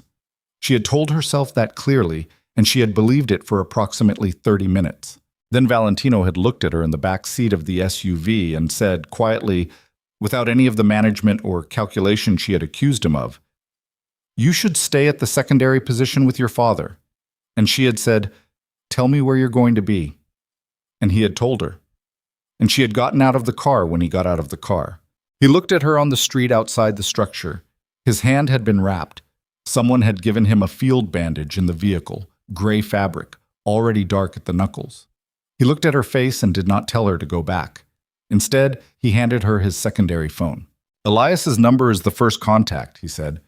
"If anything goes wrong, anything, you call it and you get out. Through the east stairwell, 3 levels down, the white van on Michigan Avenue. You don't wait for me. You don't come back up." She took the phone. She looked at him. "Nothing's going to go wrong," she said. He looked at her with an expression she had no complete vocabulary for yet. Something made of equal parts grief and intensity, and something underneath both of those that she would spend a long time learning to name. "I know," he said, and moved. The structure's 4th level was dark. 2 of the overhead lights had been shot out, which told her the Volkov team had arrived before them and had taken basic precautions. The wind came through the open face of the building, cold and direct. She could see the city through the gap, the particular night skyline of Detroit, lit and functional and absolutely indifferent to what was about to happen 40 feet above its streets. She counted 6 vehicles arranged in a loose cluster near the northeast corner. She counted shadows, movement between the cars, the particular stillness of men who are waiting and alert. 8, she thought. Maybe 9. The math of what Valentino had brought against that number was a calculation she completed, and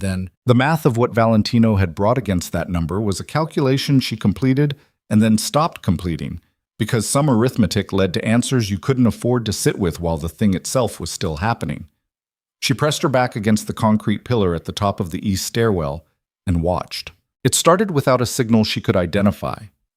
One moment the level was a tableau, the cluster of vehicles, the shadows between them, the wind moving through the open face of the structure with the indifferent cold of a city that had survived worse than this. The next moment, the darkness on 3 sides of the northeast corner simply became men, and the men were moving, and the speed of it was nothing like the movies she had seen, because in movies, violence had a rhythm, a legibility, a grammar that let you follow the action beat by beat. This had none of that. It was fast and close and brutally functional. She heard impact, bodies against concrete, against metal, the specific sounds of a space being contested by people who were very good at contesting spaces. She heard voices, clipped commands in 2 languages, Russian cutting through the wind and English underneath it. She saw a muzzle flash once, twice. Not the sustained exchange of a firefight, but the short, controlled punctuation of men who knew how to use weapons as tools rather than statements. 30 seconds. That was all it was. She counted it without meaning to, the way she counted everything, reflexively, the numbers running underneath conscious thought. 30 seconds of sound and motion, and then a specific quality of silence settled over the level that was different from the silence before. The before silence had been waiting. This one was aftermath. She came around the pillar. The northeast corner of level 4 looked the way spaces look, when something irreversible has happened in them, altered, the air itself different, the ordinary concrete and the painted parking line somehow incongruous against what was on the floor. She did not count the men on the ground. She looked for one man specifically, scanning the space with the systematic efficiency of someone running a ledger, column by column, eliminating until she found what she was looking for. Valentino was standing at the open face of the structure. He was facing the city. His back was to her. His right arm was held slightly away from his body in the particular way of a man accommodating pain he is not acknowledging. And there was something dark on the left side of his shirt that she understood, with the cold clarity of the last 12 hours rewriting every assumption she had about her own capacity for fear, was blood. She crossed the level. The men around her, his men, the ones still standing, registered her movement without intercepting it. She reached him. She came around to face him. His face was the face of a man on the other side of something enormous. The control was still there. She could see it, the specific architecture of a man who had spent 20 years constructing composure as a survival mechanism. But there were fractures in it. His breathing was deliberate in the way that deliberate breathing is a choice rather than an automatic function. His eyes found her, and the look in them was the same one she had cataloged in her father's kitchen and still didn't have a complete vocabulary for. She looked at his left side. The dark stain on his shirt was larger than it had seemed from across the level. "How bad?" she said. "It's manageable." "That's not what I asked." He looked at her for a moment. Through and through, left side, high. Nothing critical. She reached out and pressed her hand against the wound without asking permission. He made a sound, not loud, not dramatic, just the involuntary exhale of someone absorbing a specific input of pain, and his hand came up and covered hers, not to move it, just to hold it there. They stood like that at the open face of the structure with the city below them and the November wind coming through and the sound of Elias on a phone somewhere behind them calling for medical and evacuation in a voice that was professionally calm and completely familiar with this category of situation. "The Volkov team," she said. "Neutralized." He paused. "The regional leadership will be notified by morning that an operation in Detroit was unsuccessful and costly. They'll conduct an internal review. They'll determine that pursuing the debt record through a confrontation with this organization is not a favorable cost-benefit calculation." His voice was steady, measured, the cadence of a man making certain that she understood the situation was closed. "It's over, Marisol." She looked at him, at the blood on his shirt, at the controlled breathing, at the city behind him that he had apparently been willing to burn through to get to this outcome. "Is it?" she said. He held her gaze, understood that she wasn't asking about the Volkovs.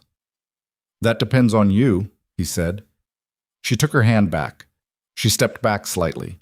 She needed a foot of space between them to think clearly, which told her something unflattering about her current state. "You're going to need a hospital," she said. "I need to finish this conversation first." "You need—" "Marisol."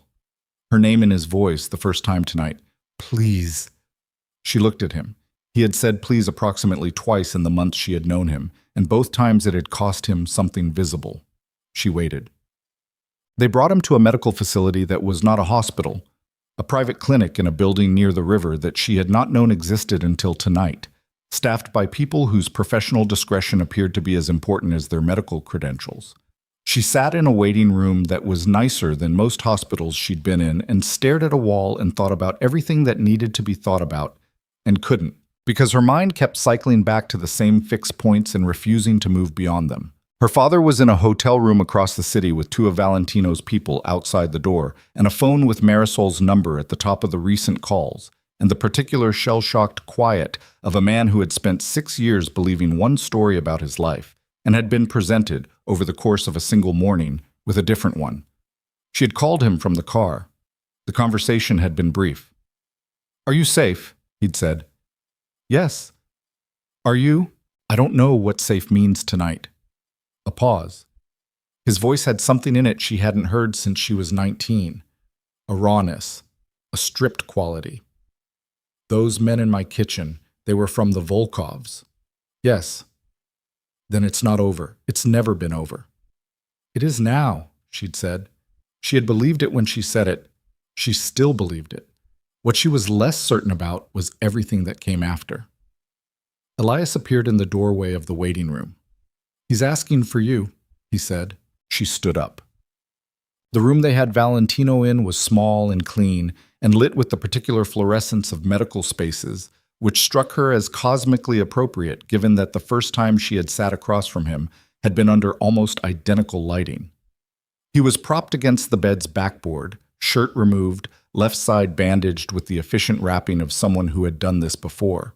He looked, she thought, like a man who had been through a great deal and was running on the particular fuel of someone who had one thing left to do before he stopped. She sat in the chair beside the bed. She didn't say anything. She waited. He looked at the ceiling for a moment. Then he looked at her. "I'll start with the things I can't justify," he said, "because those should come first." She kept her face still. "All right, your father's company. I told you it was going to collapse regardless, and that was true. And it was also the truth I chose to lead with because it made what I did easier to present." He held her gaze. "The fuller truth is that I accelerated a collapse that might have taken 2 more years on its own. 2 years in which your father might have restructured, might have found new contracts, might have gotten out of the Volkov arrangement with less damage. I removed those 2 years from him." He paused. "That's not manageable. I'm not going to present it as manageable." She said nothing. "The surveillance. I told myself it wasn't what it was. I told myself I was watching over someone. He stopped, restarted. "I told myself I was protecting you from a distance. What it was, in practice, was watching your life for 5 years and shaping the conditions around it without your knowledge or consent. That's not protection. I know what it is." "Say it," she said, quietly. "It's obsession." The word came out flat, undefended. "It's the specific kind of damage that happens when someone who has never taught the ordinary mechanics of wanting something tries to hold a thing he can't let go of." He looked at his hands, the bandaged right one, the cut across the knuckles dark beneath the wrapping. "I'm not offering that as an excuse. I'm offering it as an accurate description of what I am." The room was quiet. She heard her own breathing and his, and the distant sounds of the facility beyond the door. "The debt," she said. "The Volkovs. The trafficking network. Real. Everything I told you was accurate. You paid $3 million and eliminated a standing order against my family." "Yes." "Why?" She looked at him. "And I don't want the version that makes it sound like investment. I want the actual reason." He held her gaze for a long moment. The composure was still in his face, but the fractures she had seen at the parking structure were still there too. And through them she could see something that she thought might be the closest thing to an undefended version of Valentino Devereaux she was ever going to encounter. "Because I couldn't let anything happen to you," he said. "That's simple. Not a strategy, not an investment. I found out what they were planning and I thought about you at 22, trying to rebuild something from what I had helped dismantle, and I thought—" He stopped. "I thought that if that happened to you, I would have destroyed the one thing in this world that I—" He stopped again. "That you what?" she said. He looked at her. "That I couldn't replace," he said. "That I couldn't fix, no matter what I spent or who I sent or what I burned down.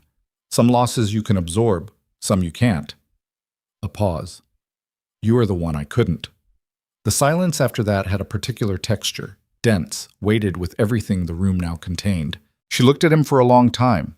She looked at the bandaging on his side, the careful wrapping over a wound he had sustained at a parking structure in Greektown because she had been running database queries at 7 in the morning that triggered a tripwire she hadn't known existed.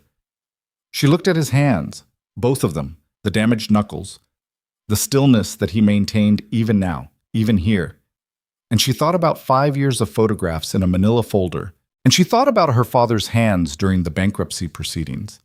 And she thought about an almond croissant in a paper bag on a desk, and a girl who had learned to make herself invisible, and a man who had apparently seen her across a conference room when she was 20 years old and never fully looked away.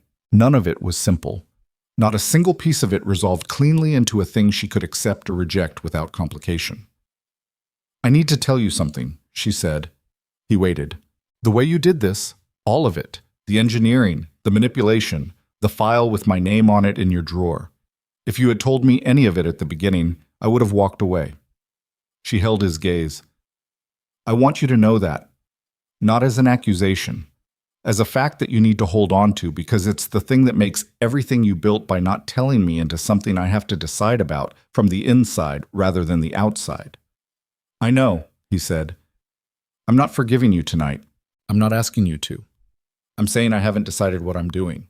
She looked at her hands, then back at him. I'm saying that what happened in that parking structure and the thing you were willing to go through tonight, I saw it. I'm not pretending I didn't see it.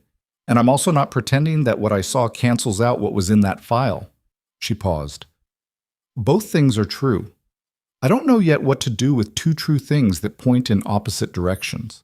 He looked at her with an expression that was, she realized, one she had not seen on his face before in any of the months of dinners and meetings and moments in rooms that were now threaded through with everything she knew about how they had been constructed. What she saw was not the operational certainty she had cataloged and categorized and found, against all better judgment, compelling. What she saw was a man sitting in a medical facility with a bullet wound in his side, waiting to find out if the thing he had spent 5 years maneuvering toward was still possible. Waiting without managing the outcome, without engineering the next move, just waiting. Okay, he said. 2 syllables. She had expected more. Some version of the precise, controlled Valentino Devereaux response, calibrated to maintain whatever advantage remained. Instead, he just said okay and looked at her and let the uncertainty be what it was. She stood up. She picked up her bag. She looked at him one more time. Get some sleep, she said. You've lost a significant amount of blood, and I need you functional tomorrow because the Ferrari restructuring meeting is at 10, and someone in this organization has to walk him through the final 2-line items. Something crossed Valentino's face. Not the not-quite smile she was familiar with. Something larger than that, and less defended. Marisol, he said. She stopped at the door. Thank you, he said, for staying in the building. She thought about a parking structure, about a stairwell, about the choice she had made to come around the pillar instead of down the east stairs to a white van on Michigan Avenue. Don't make me regret it, she said. She walked out. What? She went to the hotel where Danny was, and knocked on the door at 4 a.m, and Danny opened it in the specific state of someone who had not slept and had been pretending she might and was relieved to stop pretending. Premises pressed his nose against Marisol's knee in greeting. She sat on the edge of the bed and Danny sat beside her, and for a while neither of them said anything. Then Danny said, Well. Yeah, Marisol said. Are you okay? She thought about that. She ran a genuine internal audit, the kind she ran on ledgers. Column by column, looking for the true number rather than the one she wanted to find. I don't know yet, she said. I'm intact. That's what I know right now. Danny was quiet for a moment. What are you going to do? I don't know that either. She looked at her hands. I know what I'm not going to do. I'm not going to disappear from this. I'm not going to pretend the last months didn't happen because I found a file that recontextualized them. She paused. And I'm not going to pretend that what I found in the file doesn't matter because he paid a debt and got shot in a parking structure. So you're holding both things. I'm holding both things. Danny was quiet for another moment. Then she said with the precision of a woman whose professional life was built on the construction of careful sentences. For what it's worth, from the outside, what I saw tonight was someone who moved a lot of resources very fast for you specifically, not for the organization, not for the operational calculation. She paused. I'm not saying that makes it okay. I'm saying I saw it. I know, Marisol said. I saw it too. She slept 4 hours on Danny's bed and woke at 8 with her mind already running. The Ferrari meeting happened at 10, as scheduled. Valentino was not there. He was, per Elias's terse update at 9:15, resting under medical supervision and had been specifically instructed by his doctor to conduct no meetings for 24 hours, an instruction he had apparently agreed to with the lack of resistance that Elias reported with the faint bewilderment of a man unaccustomed to that particular outcome. Marisol ran the meeting herself. She walked Dominic Ferrari through the final 2 structural changes in the Atlantic City accounting framework with the same methodical directness she had brought to the first 4, and Ferrari, who had recalibrated his read on her in their first proper meeting, and had been conducting himself accordingly ever since, signed off on both without the territorial resistance she had initially anticipated. When they were done, He looked at her across the conference table with an expression she had learned to read as genuine rather than performed. "Word got around," he said carefully, "about last night." She looked at him. "Some things happened. They've been resolved." The Volkov situation. "Resolved," she said again. He was quiet for a moment. Then, in the voice of a man who had been in this organization long enough to have strong opinions about the people who ran it, "He's never moved like that for anyone before. In 19 years, I've never seen him move like that." She looked at her documents. She wrote something on the top page that didn't need writing. "The restructuring implementation timeline," she said. "I'd like to have the first phase completed within 60 days. Farrar looked at her for one more moment. Then he nodded. 60 days works, he said. So, she went to her father 2 days after the parking structure, when Harold Reed had been moved from the hotel to a quiet house in Oakland County that Valentino's organization maintained for people who needed to be elsewhere for a while. The house was ordinary. 3 bedrooms, a kitchen with a table near the window, a backyard with a maple that had already lost most of its leaves to the November cold. Her father was sitting at the kitchen table when she arrived.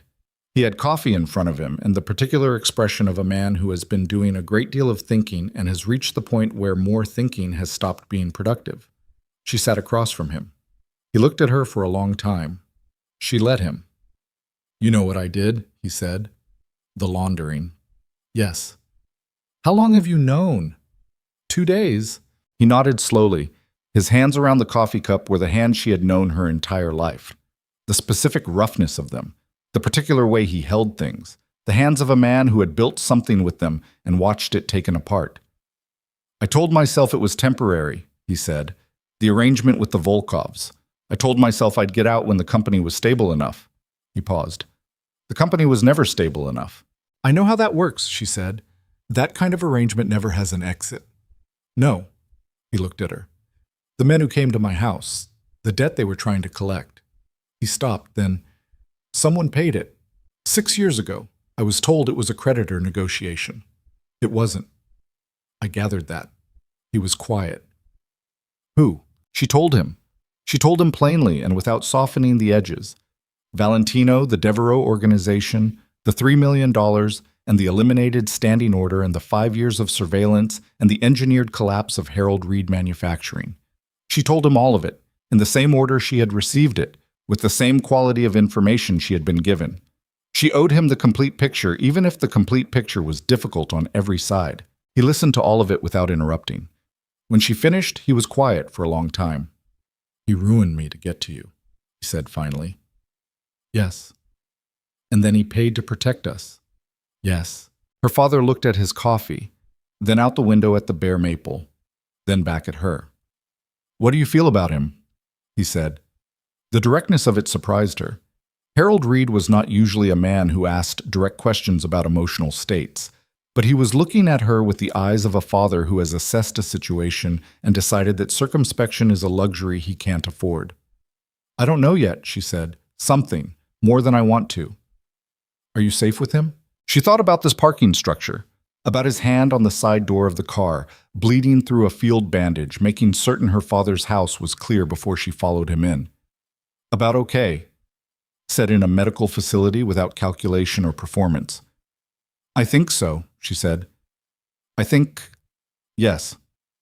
Her father nodded once. He picked up his coffee. He looked out the window. "Your mother would have something to say about all of this," he said. "Mom would have had something to say about all of this since approximately the second week of November," Marisol said. Something shifted in her father's face. For the first time in the days since all of this had started, he almost smiled. It was small and worn, and it looked like something retrieved from a long way back, but it was there. "She was never wrong about people," he said. "In 30 years, I don't think she was wrong once." He looked at Marisol. "What do you want, baby? Not what's complicated or what's practical or what you think you should want. What do you actually want?" She looked at her father's hands around the coffee cup. She looked at the maple outside the window. She thought about the specific weight of the answer to that question, which she had been carrying since she walked out of a medical facility at 4 a.m. and felt the shape of it clearly for the first time. "I want to go back," she said. "On my terms." Her father nodded slowly, like a man who has accepted the weight of something he can't carry for her. Then go, he said, but make the terms real. Don't let them be negotiated down. She went to Valentino on the third day. He was in his office, back at the sixth floor, the wide desk, the city through the glass wall that she had looked at when she was new to this building and had not yet accumulated the information that now colored every room she entered. He stood when she came in, which he always did. His left side was visible in the set of his body, a slight, controlled accommodation that he was clearly refusing to emphasize, and the bandaging was not visible beneath his shirt, but she knew its geography now. She set her bag down. She stood in the center of the room and looked at him. "I'm staying," she said. "In the position, in this organization." He held very still. "My terms," she continued, "which are the following and are not subject to adjustment. No more surveillance on me of any kind, not for protection, not for any other framing. If you have a security concern, you communicate it to me directly, and I decide how to address it. No more unilateral decisions about my life.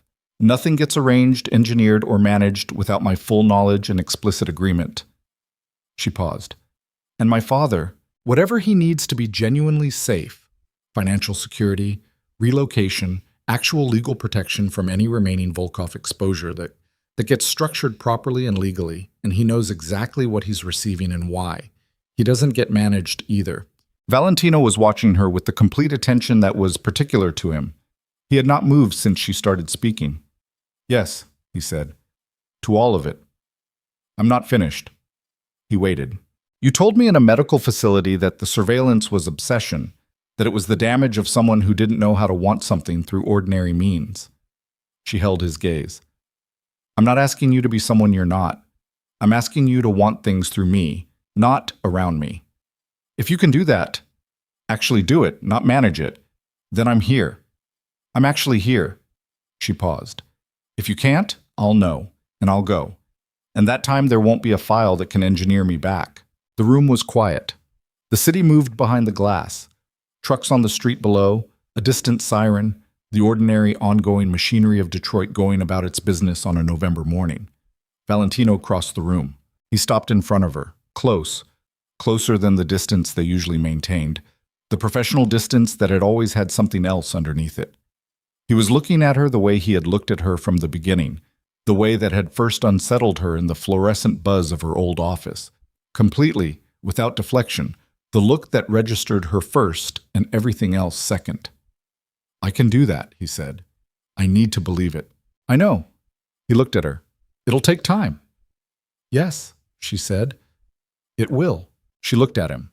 The angular face, the controlled breathing, the left side with its careful accommodation, the hands that had been pressed against a filing cabinet drawer 2 weeks ago, and against an unconscious man in her father's kitchen, and against the bleeding knuckle wrapped in gray bandaging at a parking structure's open face. The hands of a man who operated in a world that required specific capabilities she had known about when she took the job and had chosen to understand as separate from herself. They were not separate. They had never been. She was choosing them anyway, not because she had run out of options or been engineered into a corner, because she had looked at both true things, the file and the parking structure, the harm and the sacrifice, the obsession and the $3 million, and she had decided that the fuller truth of what this was could not be reduced to either one of them alone. "The Ferrari implementation starts next week," she said. "I'll need the regional directors briefed by Friday." Something moved at the corner of his mouth. The not-quite smile, which she had catalogued, and which now felt like information she owned rather than information she had been allowed. "I'll have Elias schedule the calls," he said. "I'll schedule the calls," she said. "Elias can confirm the times." He looked at her. "Yes," he said. "Of course." She picked up her bag and moved to the chair she had claimed at his desk 6 weeks ago, the first day she had walked into this office, and she opened her laptop, and she went to work. He watched her for a moment. Just a moment, the specific length of a man marking something he doesn't have language for. And then he went to his own side of the desk, and he went to work too. Outside the window, Detroit turned under a gray November sky, indifferent and ongoing. The river caught what light there was and held it briefly before releasing it downstream. In an Oakland County house, Harold Reed looked at a bare maple and drank his coffee and held 20 years of his life in his hands like something breakable that had been broken and was in the process, slowly, of becoming something else. In a hotel room, Danny Okafor walked premises through a midtown block and answered a text from Marisol that read only, "I'm okay. Back at work."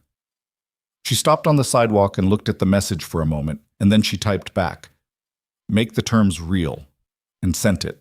At the 6th floor of a building in downtown Detroit, a woman who had spent her entire life learning to take up less space sat at a desk that she had claimed as her own and ran numbers that told the truth about the architecture of power and how it moved through the world. She ran them with the particular precision of someone who had learned that the truth, however uncomfortable, was always preferable to the clean lie. The numbers did not lie. They never had. That was what she had always loved about them. Across the desk, the man who had once watched her from the back of a conference room and never fully looked away, watched the city instead. He was learning, imperfectly, at significant cost, in the way that things worth learning are always learned, how to want something without dismantling it to get there. Neither of them spoke for a long time. They didn't need to. The empire ran. The numbers told their truth. The river moved. And in the space between two people who had arrived at each other through wreckage and chose to stay anyway, something quieter than love, but no less permanent, began, slowly and without ceremony, to take root.